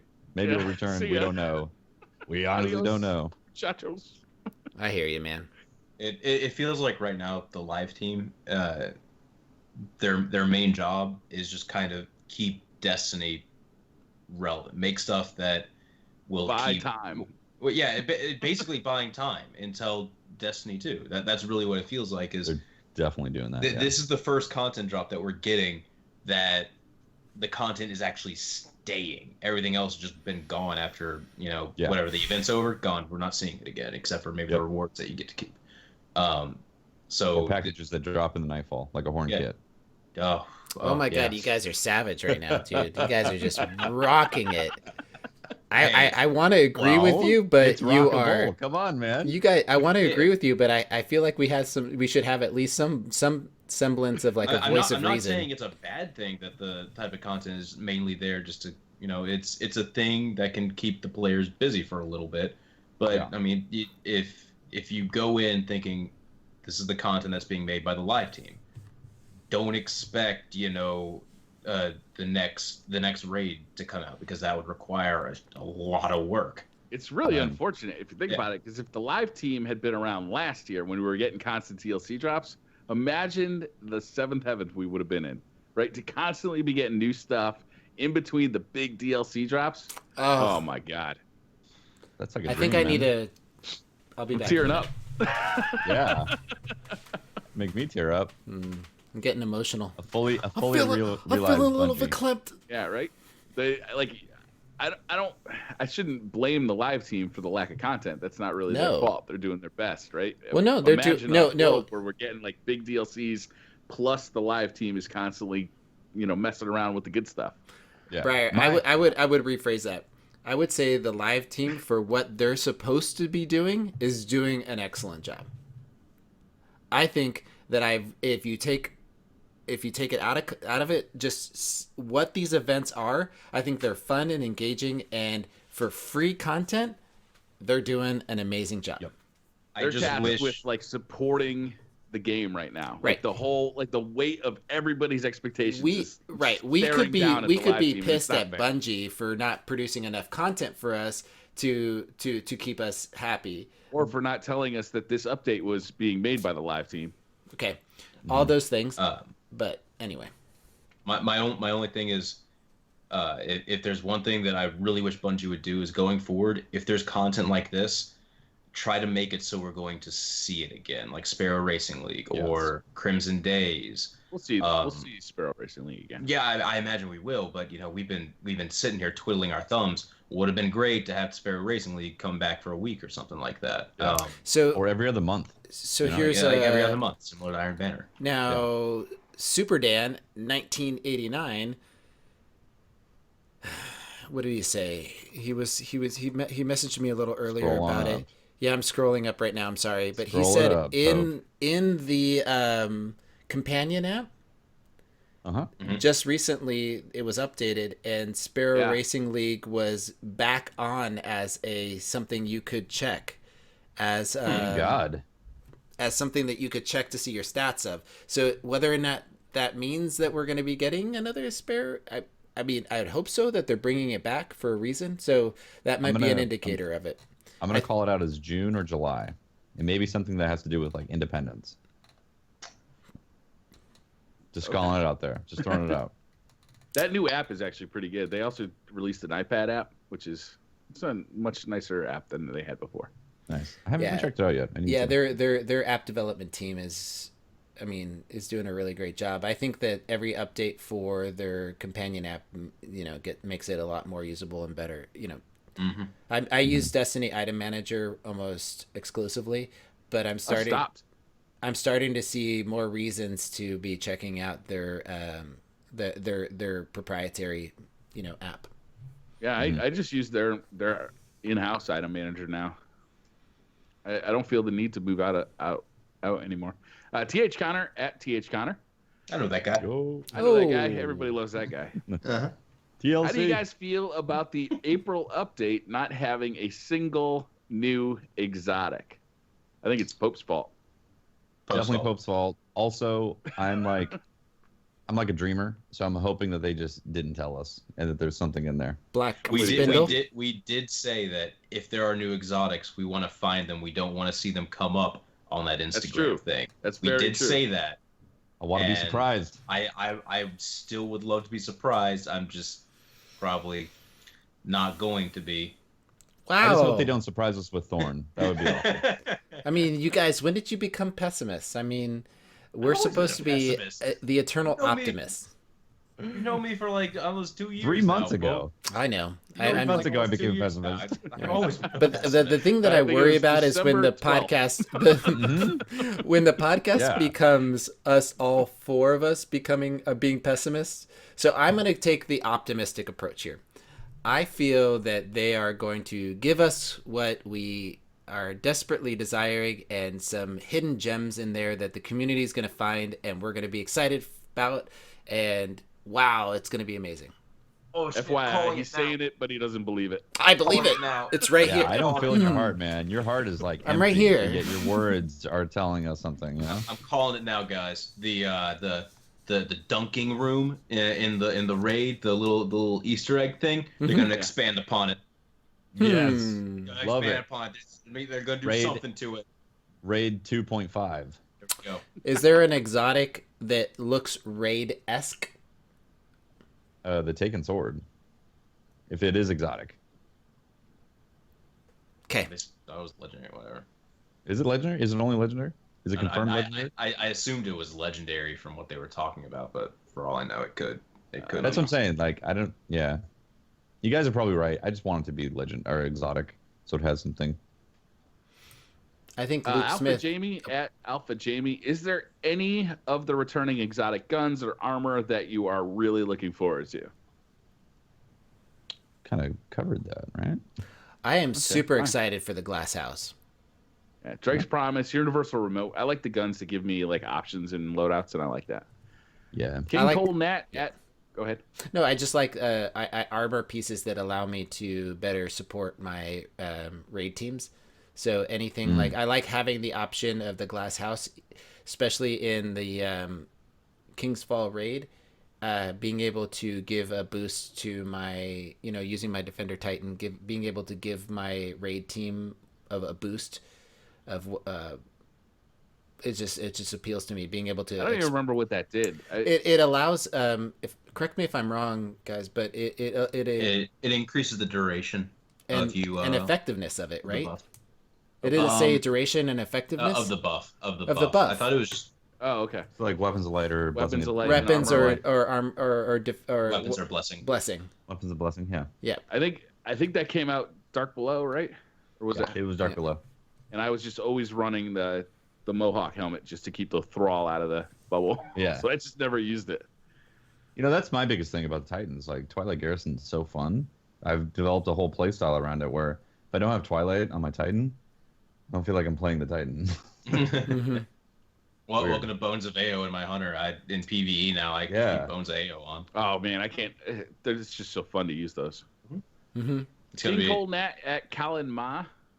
Do you think full infusion will help armor diversity, or will everyone just be wearing Spectre gear? I think it'll help it. Help it. it'll help it because it's you're like the reason my hunter has the look that he does right now is like I've basically been leveling up with the same piece of gear, the pieces of gear since the very beginning because like, oh, I got a higher piece of level gear, I'm just gonna put it into this one, and like you just keep going and you keep going until it's like, oh, this is the highest level gear that I have, and like I don't want to have to invest all these other pieces of gear to get another set of gear up to this level. So now it'll just be, it's like, oh, this helm, yeah, I can get it up there, boom, done. I don't have to, yeah. My gear changes depending on the subclass I'm using because of the way that the gear is kind of tied to subclasses now. So what I did is I just kind of created sets that I can easily switch to, like the astronaut or cosmonaut armor for the Titan is my Void set. In the Iron Banner armor is my Arc set. In the Trials of Osiris is my Sunbreaker set. So it's just like that way it's easy to find and to match it all up, and I just kind of know what it's going to be. Nice. That's actually a good way of organizing that. I like that, Brian. And then I can just swap it out. The only thing that is arms, because depending on the primary weapon, I'm constantly switching that out. Mm-hmm. David, King Cole Nat at, I just said that one. David He's right, Martinez at DMart124. Will this April update have enough content to hold us over until the fall expansion? When is the fall expansion? Let's assume it's September. How many months away is that? May, June, July, August, September. 5. Okay, 5 months, and we've been playing. We've been playing Taken King for 6 months. I think it really depends on how elaborate the Crucible and the Sandbox update is. Okay, because they might drop some bombs that are pretty amazing. If it's remedial, just changing a few things, your control experience is going to be slightly different. Then it's not going to last. You know? For PvE only players, I see this lasting max 2 or 3 months. Yeah, that sounds fair. I'm seeing about 2 to 3 months depending on the user. I'd probably say 1 to 3 months depending on user. Unless you're really hardcore and you just like playing Destiny because your friends are there and Which, let's be honest, a lot of people watching this podcast and us, we're technically in that category. We enjoy the game for the core aspect of it, Yeah, I think a lot of people that listen to our show now are the hardcore fans and even if they wouldn't categorize themselves as a hardcore because they've maybe moved on to other games, they're back here for a reason. They like the feel of that Destiny gave them, and they're desperately waiting for a reason to come back. Or Tefty's beard. There is that Tefty's beard. I mean,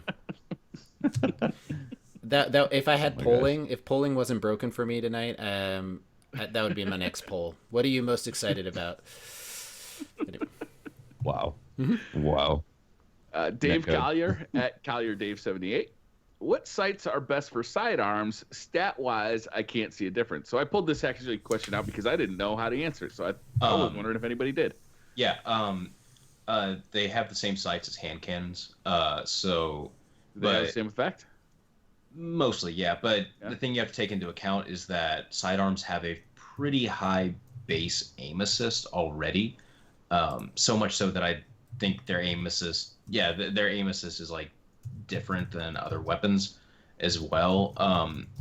It doesn't matter as much. Recoil patterns do slightly change based upon which sight that you have. I prefer Sure Shot because it's fair. It's a really just good, well-rounded sight. The other one that people really gravitate towards is True Sight, because that does up the target acquisition. Like you're going to stick on someone a lot easier with that, and like pairing that with Zen Moment and True Sight are 2 really good perks to have on a sidearm because it'll allow you to, you kind of stick on them easier and you hit your Zen Moment shots and it'll boom way more stability. Was there another one where he wanted to know what perks to go on a sidearm, or was it just no, but sights? might as well answer that. All right, I'd like to hear that. Generally on a sidearm, you only need one range perk to get the range to kind of maximum. So a really good one is rangefinder because you're going to be aiming down sights pretty much all the time with it. In the like big column of perks, personally, I like quick draw. There is a noticeable difference of about five-ish frames, and then quick draw also does make your aim down sight time quicker as well. It affects it not as much as snapshot, but it does affect it nonetheless. So getting like rangefinder and then outlaw is really good because it's pretty easy to land headshots with a sidearm. That'll make your reload time a lot quicker. So like my ideal role would be rangefinder, outlaw, and then quick draw on a sidearm because that'll give me my max range, that'll give me my max equip speeds, and then that'll give me my max reloads. So that's generally what I would gravitate towards. However, just go pick up the Crucible Havoc Pigeon right now. Crowd control to up the damage some, feeding frenzy to help out the reload speed, and then it does have quick draw, or you can go for Hammerforge to increase the range. Play around with it, see what you like. There you go. You find crowd control helpful in PvP with the sidearm? Are you often getting double kills with that? Yeah. Okay. Nice. That reminds me of a question, and I don't know if this is in the Twitter questions, but maybe we should go over a quick list of things in the tower that we should pick up before the gaunt, because we're assuming the tower vendors are going to refresh. Yeah, I don't know if you guys have noticed, but the Dead Orbit have a really good scout rifle called the Hung Jury. You might want to try to pick that up because genuinely, I don't see a weapon being better than that for PD. So Hung Jury and Havoc Pigeon, because Havoc Pigeon is probably going to go away, right? Right. Yeah, probably. Yep. So that's what else? New Monarchy has a shotgun that's really good for PvE specifically. Full auto one is pretty decent. Yeah. Doesn't the Future War Cult have a rocket launcher that's decent? It does. It is good stat wise, but it has a very low inventory stat. So don't get it. In my I'm just opinion. thinking Don't. out of just of if you wanted to pick up to make sure you have. No, you're right. You're right. For longevity. You're right. Yeah, for I longevity. can't remember if they have it right now or if they had it previous to this. Was the Vanity is the Vanity still around, or was that It is. previous? It is. It It is. is. That wasn't So- bad. If it's a hand cannon, right? I'm not talking about the pulse rifle, the Oh. hand cannon. The That hand- one is the hand cannon's still around, and it still has the bug associated with it, where So it if will, that gets, if that, that ever gets patched. right, that could be good. I it think might that's be what worth it. Firefly and Look in the Chamber on it. Yeah. Was that it? Yeah. No. It's something like I've that. used- It's like it's a couple. It's been so long since I looked at it. It's 6 months really, but I remember it being a good setup. But hand cannons being what they are, and it could Yeah. be good. It might be worth just having around, just in case. Yep. In case they actually do refresh the strike specific ones, Grasp of Malak and Imago Loop, I think would be the ones that you'd want to probably grab if you can. This week, go Imago grind that Loop. Imago Loop. Yeah. Yep. We'll do it. And also this would also be the week to Wait, I don't know. I'm sorry, Tefty. Patrick, can you help me? I don't know this term grind. What is that? What? You played Destiny for a year and a half. You are well familiar. I with no, that. I don't. no What's- Pope RNG. Let's be honest. I mean, Oh, right. I forgot. I'm just Yeah. saying, The like, what is RNG. this term you play? I mean, usually when I play the Nightfall or whatever, I just get the drops. I mean, I don't. just get what you want. Do you do this over and over again? Is that I don't know the term. I'm sorry, I'm confused. Go ahead. Never mind. Rock We'll talk Big off. We'll Dad. talk offline. Daddy Dirk. Actually, I want to point out also, Yeah. Because there's technically 2 weeks left, now would be the time to grind up those legendary marks, buy what you need, and then also save up as well. Don't turn in your Iron weekly Banner. Iron Banner bounties. Yeah. Just keep those. And Trials of Osiris bounties that can also. I think somebody posted a link on Reddit today that said you could possibly have 800 legendary marks on day one. April Sounds 12th. about right. That's sounds a about lot of right. legendary marks. I'm not going to have that many. Assuming Bungie does not auto turn in your bounties.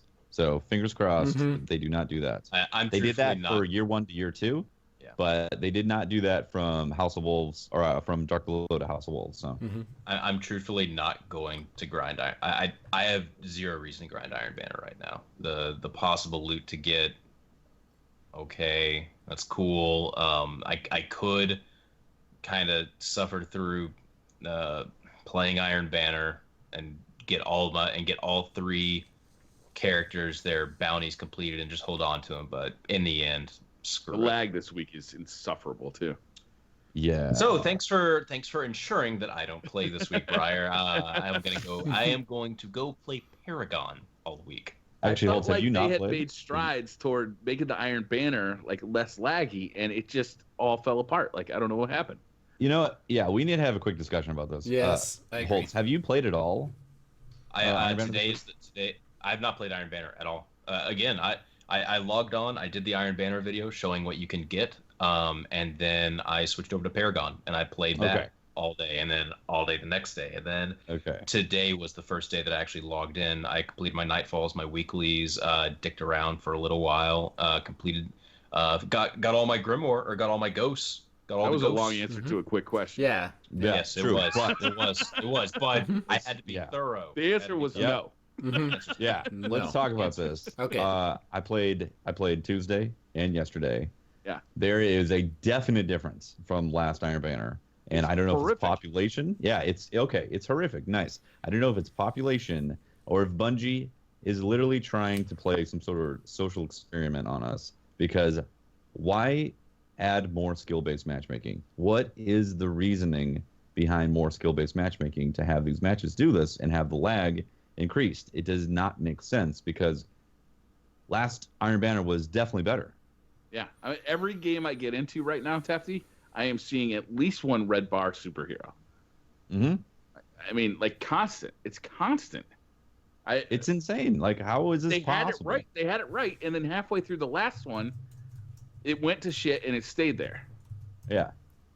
Why? Like, why wouldn't you just listen to the community who say, "Yes, we love this. This is wonderful. We're so happy." Oh wait, no, that you made a change that's bad. Please put it back. Nah, fuck you. We're not doing it. It's awful. Like the damage referee doesn't work. It's there's going Saiyan, Super Saiyan. Like it's crazy. Like we had one guy. I witnessed somebody. His name was Righteous. If you're listening to the podcast, cheers, love you. He was blinking everywhere and committing heinous crimes in the Crucible. It was unacceptable. I couldn't believe it. Just Who's on your team? No, it was somebody went up against. It was like he didn't have an animation to move. It was just blink, blink, blink, and then it was insane. I can't how is he still in the match? How has he not been kicked to orbit? Yeah. How did he get in the match to begin with? That's true. Yeah. How did he get exactly? I don't understand this. To me, it's like they've shown that it can be done. They've made us happy in the past. Why don't they just continue to make us happy? Yeah, exactly. And instead, it creates animosity in the community of being like, "Oh, this guy's lagging so hard, teabag, teabag." It's like, no, it's their connections, their way of funneling us together. I told my chat to donate to one guy and upgrade him to a 56K modem. Clearly still on that 14.4. I think last time I was playing Destiny, last time I was playing Trials, I ended up calling my graphic designer and making her stop what she was doing, stop the current project that I had her work on. I need you to make a potato with a really shitty Wi-Fi connection coming out of it. Yes. And so I like that emote. Yeah. So we have a potato. No, it's just here. I'll. Do you have the chat open right now? I'll spam it in it. Netcode. All praise the mighty Netcode. There you go. There's the potato lag. Yep. Yeah. So, Tefty, I have a question for you. Since Yes. we've discussed netcode for a moment there, Yeah. can you please help me in explaining what a boner spider is? Oh, can we not? I'm curious about this. The chat is talking to me saying, "Pope, you need to find out Tefty's view on boner spiders," and I'm like, There's an actual spider in Brazil that. This is for Tefty, okay? This happened in chat. We got on a tangent about nature, and nature, as you know, has some really amazing and weird stuff. The truth is stranger than fiction, and it's always the case with nature. And there, like you said, we've got on the topic of weird things that actually exist, like coconut crabs. Coconut crabs are terrifying looking, and they crack coconuts. And also, there's a spider in Brazil that gives you a 4-hour erection, and it's painful and can kill you if you get bit by it. No joke. It's the boner spider. And it's not being sold by Pfizer as the next Viagra or something. No, that's what popped in my head too. I was like, I wonder if big medical companies are harnessing the boner spider. Tapping into its nectar. Does it have a venom that's like a vasodilator or something? That's the term I am unaware of. That's the active makes your chemical veins larger. You know a lot about this Cialis stuff, don't you? What near 40-year-old man doesn't? That's what that is. It's what 40-year-old man doesn't? No, vasodilator is essentially the main drug. What it's happening in Viagra or Cialis improves blood flow. That's the reason to enlarge oneself. Is what you're saying. Got it. Yeah. So apparently, this spider has a vaso. Also, yeah. Okay, this is crazy. Okay. The spider apparently lays eggs on bananas. Which spider? The boner spider. The boner spider. Now we know why there's so many monkeys in the jungle. I'm sorry, but you should be terrified of the fact that there may be a boner spider in your banana. Oh, well, I would probably thank him. I'd be like, the spider thanks, might man. jump out. You saved me a prescription. No, it's a painful erection. You can't do anything. Oh, what do you mean? How is how is an erection painful? I don't know, throbbing, painful. Meaning what? It's gonna burst. Any pain is bad down there. Yeah. Really? Ryan, are you enjoying editing this podcast? Hope you're doing well. Boner spider talk. All right. Well, fine. I mean, maybe you don't enjoy having a painful erection. But I definitely do not want a painful erection. I'm not gonna. I will pass on painful erection. All I want, I prefer to I don't want to be in the same room with a boner spider. I'll pass. Yeah, I I would don't. like- I don't I even know would if I'm like ever to gonna go to hear- Brazil after him. I just want to know where I can pick one Right? up at a pet food I store. just want to know what the next Twitter question is. Okay. All right.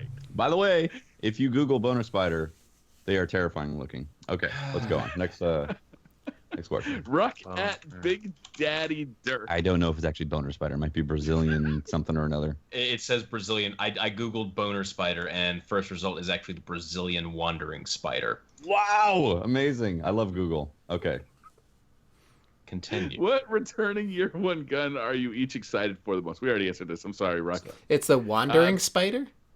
Abyss Walker wanders right into Sith your at pants. Kyle I know. Thompson.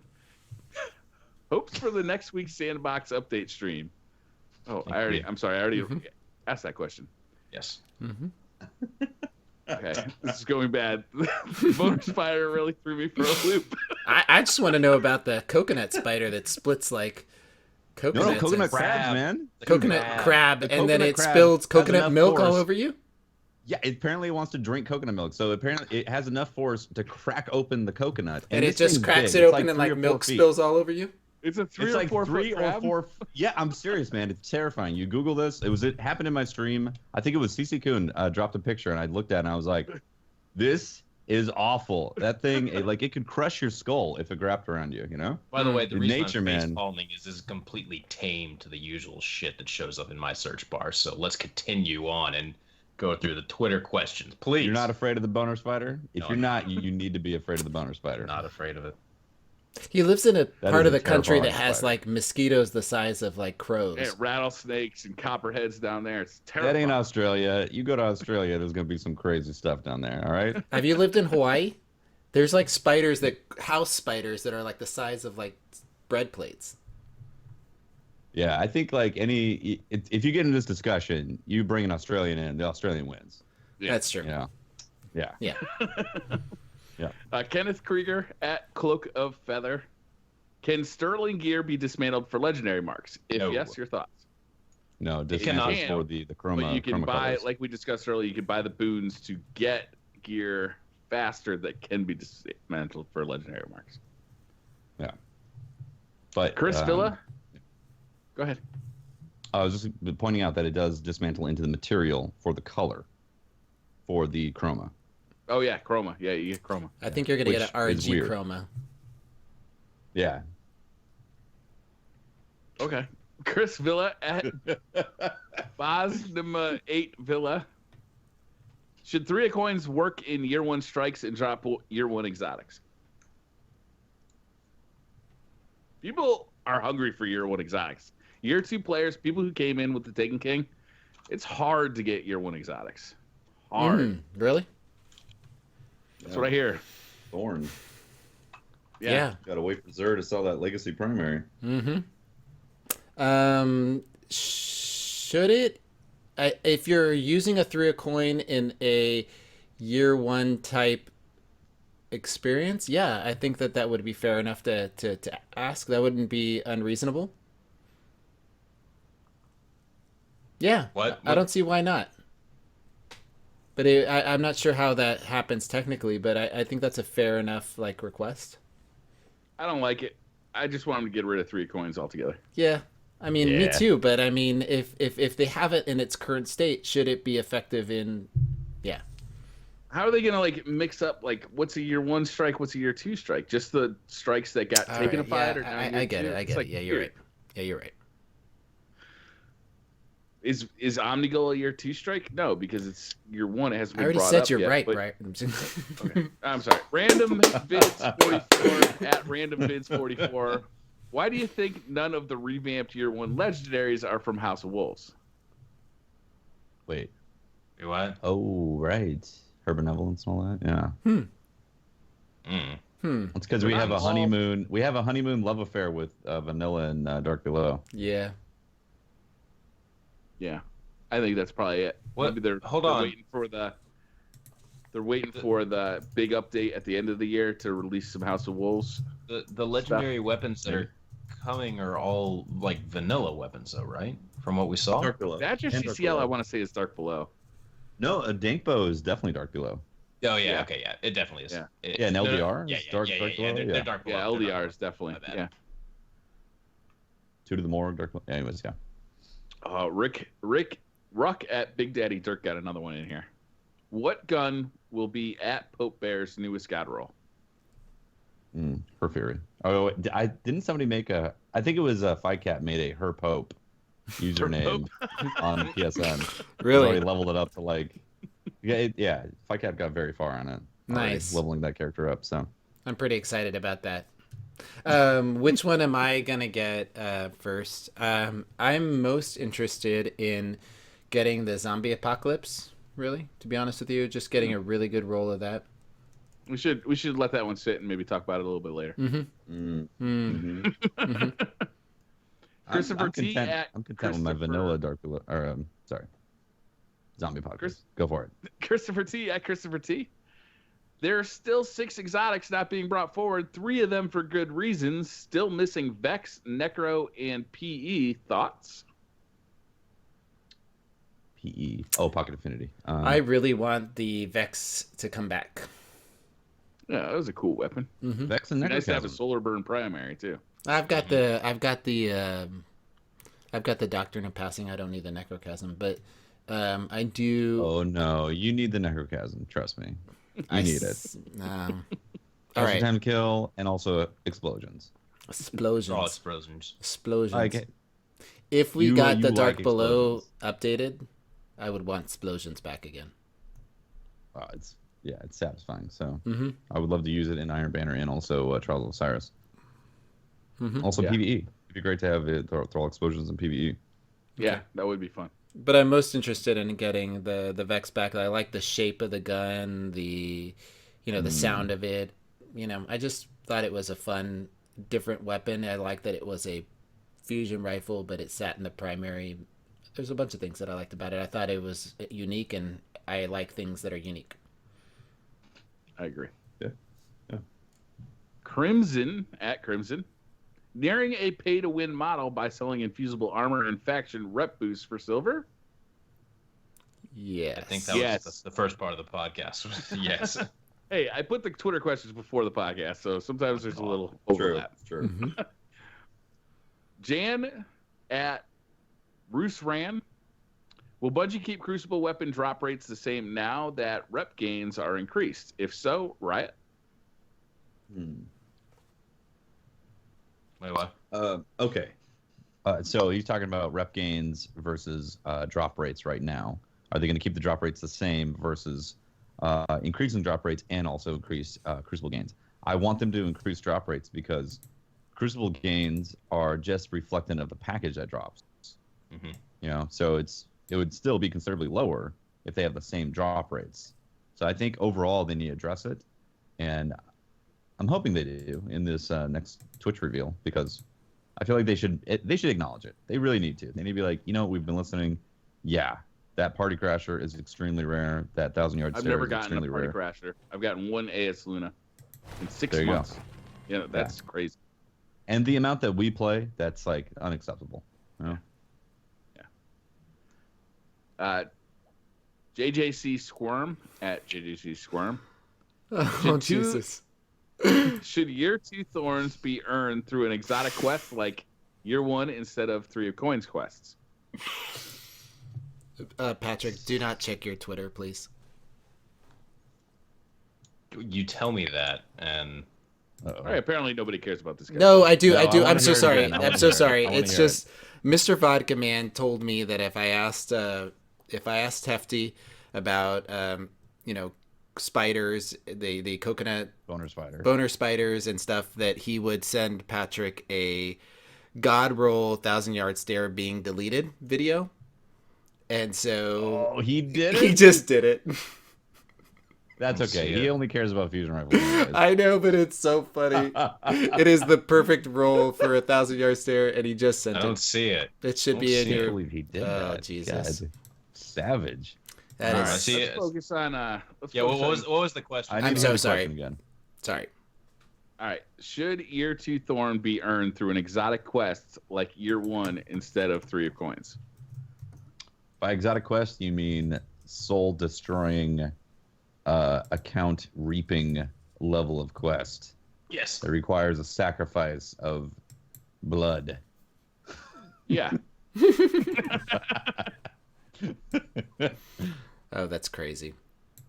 I mean, it's kind of I think it was one of the better quests in year one. I know a lot of people really had a hard time with it, but at least it was something you had to go through, and then at the end you got a really cool reward.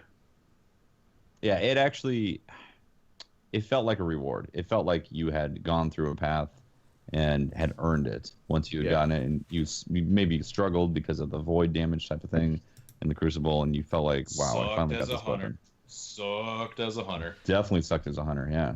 I remember using like a green shotgun at one point that had void damage on it to try to just get kills that way. I think I was using a 77 wizard. That's how I got clear with. Oh god. That's how I originally started sniping. That's right. The only weapon I had was Praeus Revenge with void damage on it. So I got good. Nice. Ideally, though, they address the problems that exist with the Thorn in Thorn 2.0. Yeah. Fix them, make it a balanced weapon that has pros and cons to it, and then you don't have to provide a sacrificial bag of blood from your own body in order to obtain said exotic weapon. I would like to see a new quest to obtain Thor 2.0. Yeah. I mean, it is the most talked about gun in this game, I think. Probably one of the most controversial. Yeah. Yep. I'd love to see Thorn in Destiny too. Maybe that and Gallahorn. Gallahorn probably tops it. If they changed it around and made it more reasonable, yeah. Yeah. I got it. I'd hate to see it just disappear.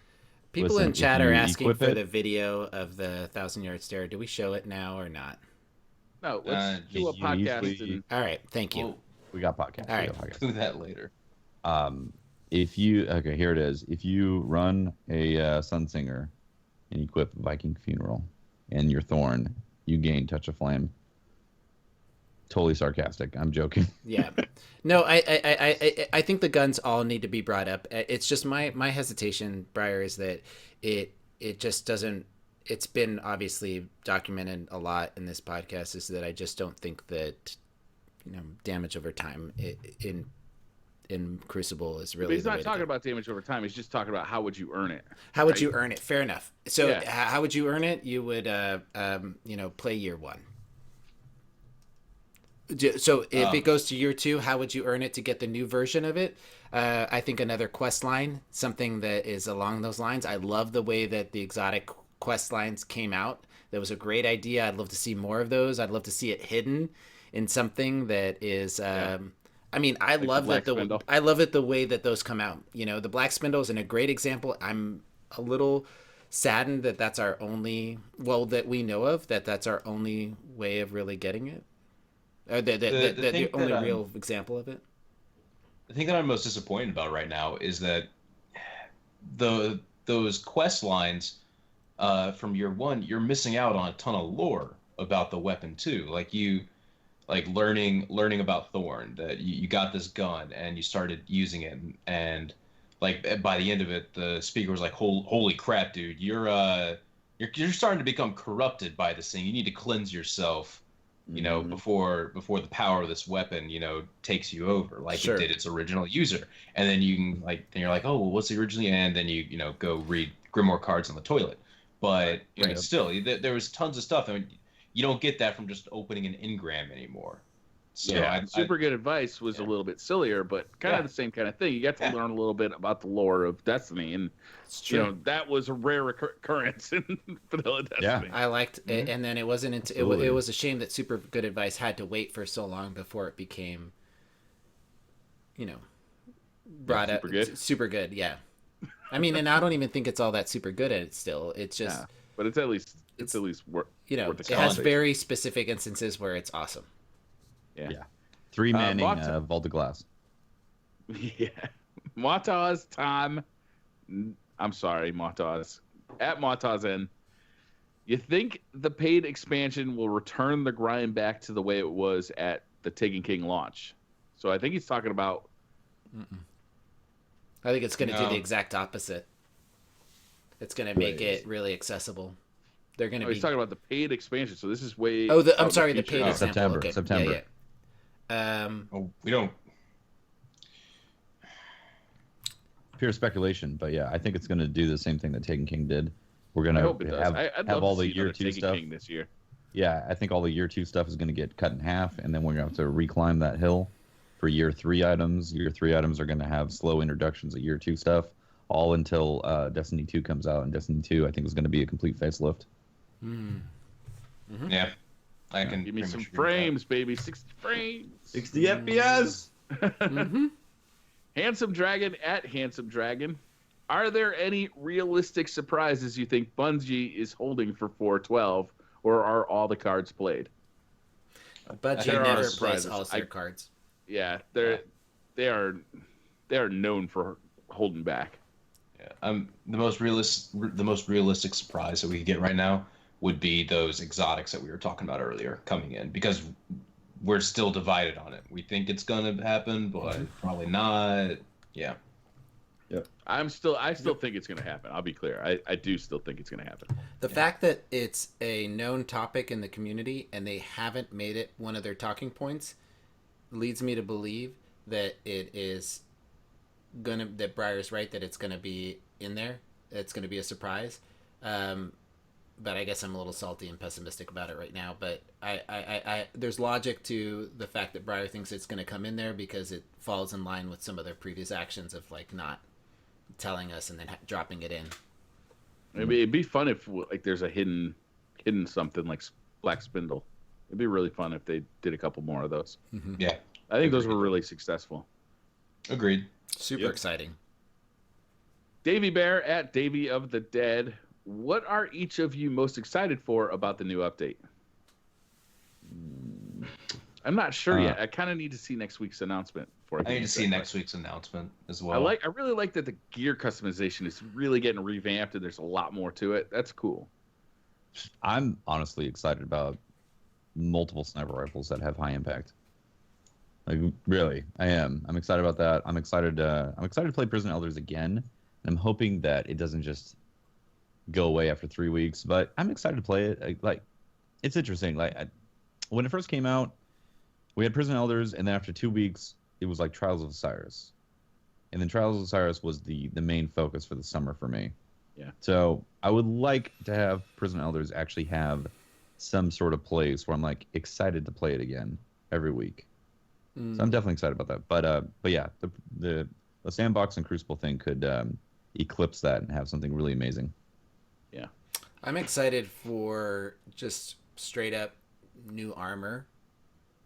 The Taken armor looks just cool as hell, and I some of those emotes made me laugh my ass off, and I'd like to see the rest of the emotes that are there. I'd like to see some way of expanding some machinima options with those emotes, like more.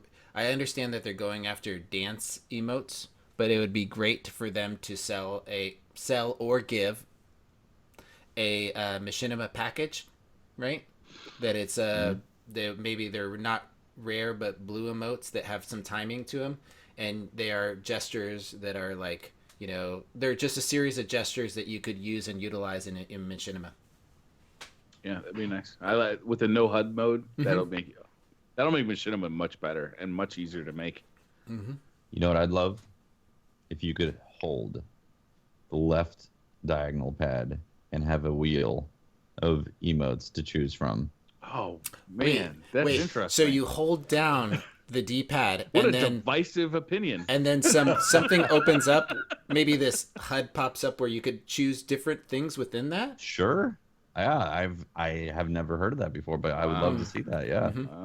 And it would be easy as in-game doing it, right? You don't have to go It'd to be someplace. like a wheel, where your wheel. right stick controls the direction that you pick. Interesting. Maybe even like it'd be nice to see some jumping jacks, honestly. Whoa, jumping jacks. Jumping jacks. Right? Wouldn't that be incredible to have jumping jacks? Sure. And you could select that on that wheel. Yeah, exactly. Right. And you just Got but not everybody can be a revolutionary, so That's true. Mulchman at Mulchman. Community patch hype seems to be exclusively for Year 1 guns and not PoE. Your thoughts? community patch hype. Yeah, so everybody's hyped about the patch, but mostly they're excited about the year 1 guns, not President Elders. Fair enough. Doesn't seem to be a whole lot of hype Oh. about President Elders, which is understandable because President Elders' first time around was a little bit on the disappointing side. So Yeah. Bungie's got a lot to prove that they can actually make this really exciting. True. Yeah. I like the idea of dropping down and getting treasure loot and there being no more keys. And, you know, I like the idea of doing Prison of Elders and getting a different, like, experience. So I'm hopeful for Prison of Elders, but at the same time, it's not high on my list because I feel like you said, Briar, it hasn't been that great. Yeah. I do have some hope for the score attack kind of thing about it. Mm-hmm. And hopefully that makes it a lot of fun. Is the treasure room back? I think it's back for the lower level one, but not the high level one. Oh, I didn't know that. Yeah, I thought it was think out. I think that's how it works. I don't know. Well, I'll just have to wait and see. You can definitely go there because they specifically said you don't need a key to open that chest. Yeah. But I think they also Oh. specifically said you don't go there in the higher level one. in I'm the just challenge. guessing. I mean, like you finish Prison of Elders. I mean, I think it'd be silly for them to take that mechanic out. It's kind of cool. Yeah. Also, opening loot chests are fantastic. Like, Yeah, that's super fun. they should have that at the end of strikes. Like, they should have a chest pop up at the end of a strike that you open up. You know, just like materializes like challenge modes. I like the idea of them doing the Borderlands type. You shoot the boss, he dies, and just. I'm telling you, loot explosions. Loot God, explosions. I love explosions. Yeah. Alvaro at Intergalactic 96. Can we just acknowledge how much better infusing is going to be after the update with 100% efficiency now? Yeah, we can acknowledge. Yeah. Josh Randall at Yeshua 2K13. Now that the HUD can be removed, would you like to see new playlists in Crucible, 6v6 hardcore, 3v3 SWAT, etc.? Specifically about the HUD being removed, I'm gonna be doing some hide and seek streams. Yes. And okay, here we go, guys. I'm gonna be in the tower. Join up on me, and I'll count to 10, and then you gotta go hide somewhere. That'll be fun. Hide and seek in the tower sounds amazing. Yeah. It'd That's be even awesome. more fun if we could do it in the Crucible match with a little more room to breathe. Yeah. Maybe set up a private match, just invite your friends. Ooh, a private Telling you. match. It would be so fun. Doug M at Red Phoenix 2005. You know, I always wonder about Twitter names with like a number in them, you know, like a year. Like, do you regret that after like the year is over? Or is that like your birth year? Like, is this dude 11 years old and that's why it says Red Phoenix 2005? Or did he make this Twitter Could be. account? No, 2005, there was no Graduated Twitter, right? high school 2005. Could be. Oh, that could be, yeah. Maybe. Okay, anyway, I was just wondering. Will we get a collector's edition for the DLC this fall, i.e. Taken King, which would you want in it? Will you buy it for me?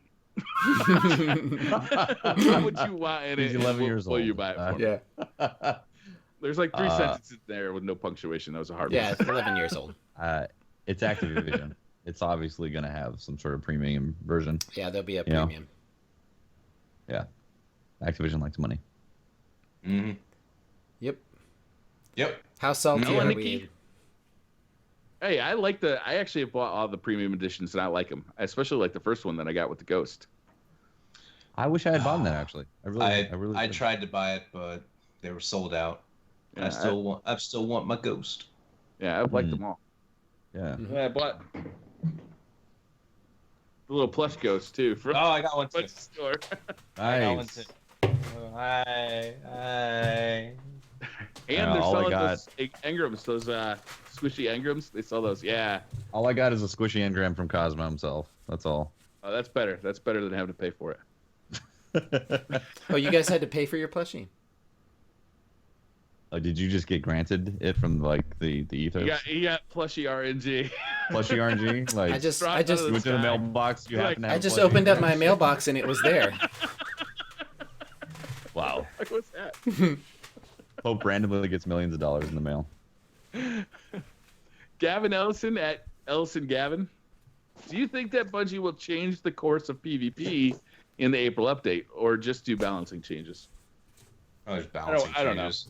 It's, Yeah. We're not. I don't think we're gonna see anything earth-shattering. We're probably just gonna see some small balance changes. Minimum a new game mode along the sides, along like the lines of Rift, like something new to play, like a new game mode. Maximum a new Trials of Osiris like event, but I doubt a new Trials of Osiris kind of thing. Mm-hmm. I want earth shattering.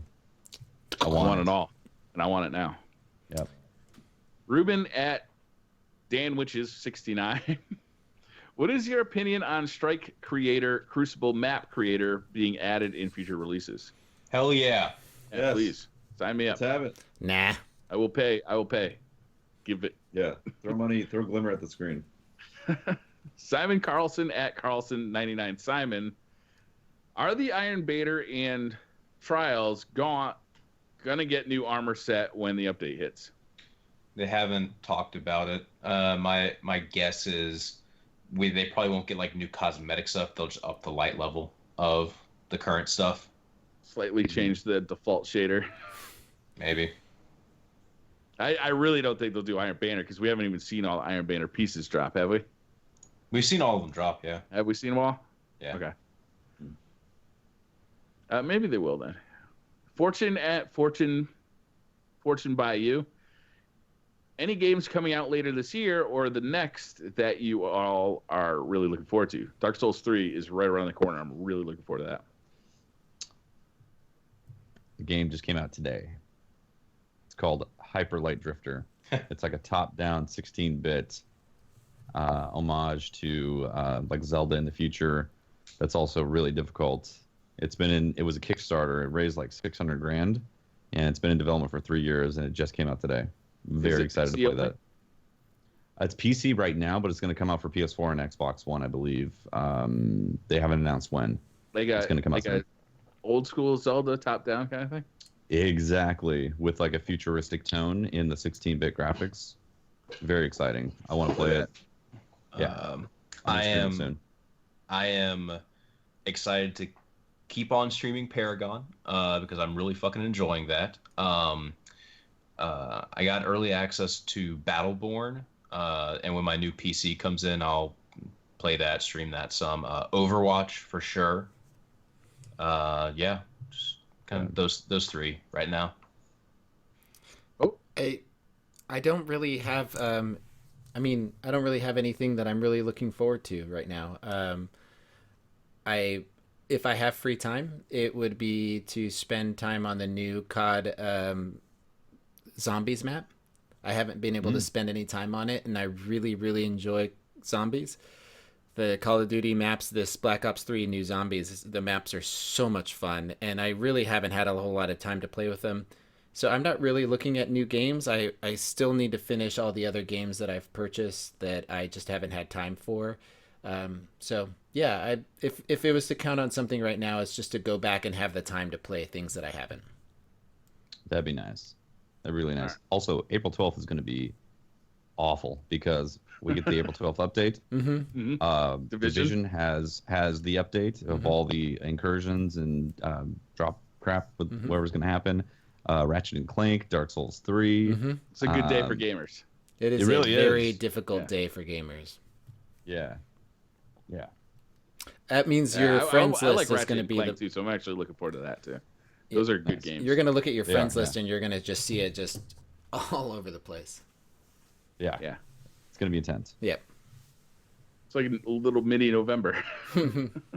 Yeah, right? It is a tough time right now, for sure. I wonder, it makes me curious as to, it may make the update of Destiny give it more longevity because people will be split among other games and not just so focused on Destiny. Who knows? Maybe. No Man's Sky, that's coming out this summer, right? Yeah. I believe so, It's June, right? Yeah, I'm pretty sure it's June. We have still seen nothing about it, really. They did like a 30-minute... There's more gameplay out there recently. Okay. Yeah, they've been trickling some stuff. Okay. Yeah. I don't know if that's going to be like a big stream game or YouTube game, but it looks like it's going to be pretty cool to mess around with at least. Yeah. Yeah, then there's also Uncharted 4 coming out in May, and Yeah, that's huge. Those games are great. it's the next few months are packed. It's kind of Yeah. insane. Mhm. It's funny. My radar had kind of stopped at Division. Like I was so focused on the Division that I hadn't really looked past it, and now I'm looking past it, and there's a lot of good stuff coming. Yeah, there really is. How many more of these do you want to do? I got a lot more. Oh God. I'm Um, Do starting three to get more? pretty tired. Yeah, do like 3 more. Trace Moss. Let's see. Jeff McClain at Jeff.Steak. Can we get a clip of Holtzman PD shooting at Pope Bear with a new zombie apocalypse in a couple weeks? No, I'd probably because that means I have to get one. So no. you're probably more likely to have a clip of Pope Bear shooting Holtzman with a zombie apocalypse. Oh damn. It's more likely now that you say it that way. Mhm. Jeff Romaniuk at Kenora 101. Hey, Briar, do you think current engrams will decrypt into new gear like they did in December update? No. Oh, sorry, that was Briar. You have to answer. No, it. I have no idea. I'm I'm hoarding holding a on couple to them just in case, but I doubt it. Yeah, there's no harm in holding on to some, so I'm just doing it. Yeah, hold on to him, but there's a 90% chance it's going to be like going from Dark Below to House of Wolves or Vanilla to Dark Below and all that, where the engrams were time stamped. Yeah, they're just not give you old likely. gear. Yeah, they're not likely to decrypt into new gear. They're likely to decrypt into the current era of Yeah. gear. Meaning So a next big thing or a Jabberwocky. the co-founder at the co-founder. Where are our elemental primaries, and why won't they give them back? They were deemed to be game breaking or changing the way that the game was playing, and they're gone forever. I miss them. I miss them. I miss them too. They added variety into my loadout, especially in the Nightfall. They were just cooler than the current weapons. I think there's this current set of weapons is just kind of dry. Like it's just kind of little on the flat side. Even the exotics. The swords were really cool.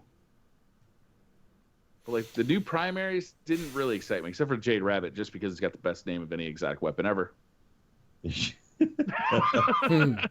I feel you on that. Honestly, I think it's I don't know if this is the right term to say, but the attrition of the current game, meaning Destiny being what it is now, having not a facelift on it, like what Destiny 2 should be, like a kind of a newer experience. Mm-hmm. You know? Yeah, I still stick to my guns that I like that shields get popped by exotics or by specials or heavies, and that the primaries are not designed for that. But that's just It the was way nice I like. to have the variety in the loadouts. Like when you could go into a Nightfall and like have a solar burn for the solar shielded enemies. I agree. And then you know what? You're right. it's You're just- right. It felt right. Mix it up a little bit. It felt right to have the Neapolitan setup, right?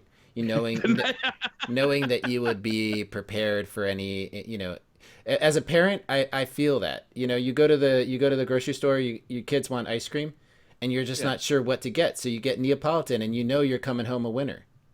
Give them everything. Yeah, That's true. you won. You won. You won ice cream day. You won ice cream day. You show up with a You won. a tub of Neapolitan. All 3 kids are just like, woo! I think the proper term is you year one to ice cream day. You won ice cream. Yeah.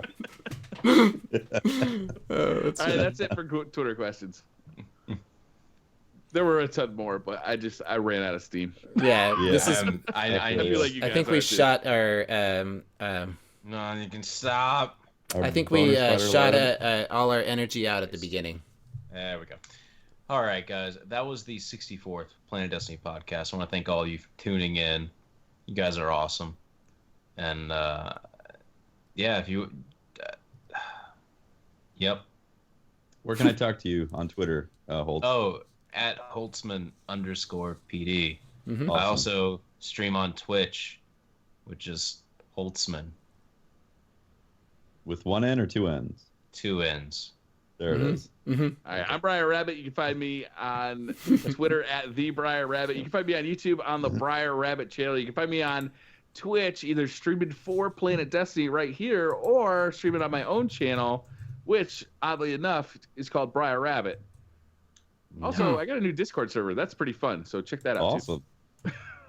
Okay. I'm Tefty Teft. You can talk to me at Teft on Twitter. You can catch the streams I do for Planet Destiny. Usually Tuesday, Thursday, Saturday nights. If my internet is good, that's going to get fixed pretty soon because move is going to happen pretty soon. And also my personal channel, twitch.tv/Tefty Teft. Yeah.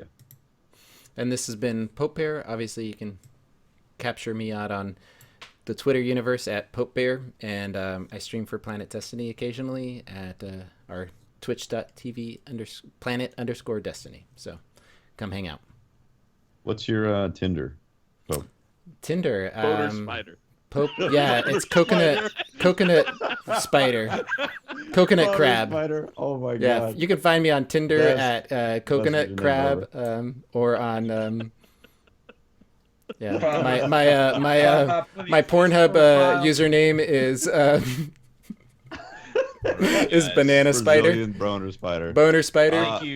Thank you for tuning in to the 64th Planet Destiny podcast. We will see you next week. Well, we all and yep. Stop I'm recording. gonna stop I'm my gonna recording. call out. Recording. I'm gonna call out some resubs. I think this broke halfway So through. we're I stopping. think- We're stopping recording right now. Stop the record. Yeah, Stop Stop the recording. Yep, stop the recording.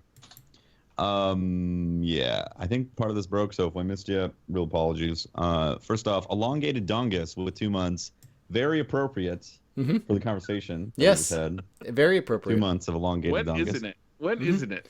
I mean, would that That's a good hurt question, if you Brian. had 2 You months? don't fit that one in anywhere. Funeral, yeah. If you had Funeral, 2 yeah. months of an Rigor elongated mortis. dongus, would that hurt? That would be I'd a consult the painful doctor. elongated dongus.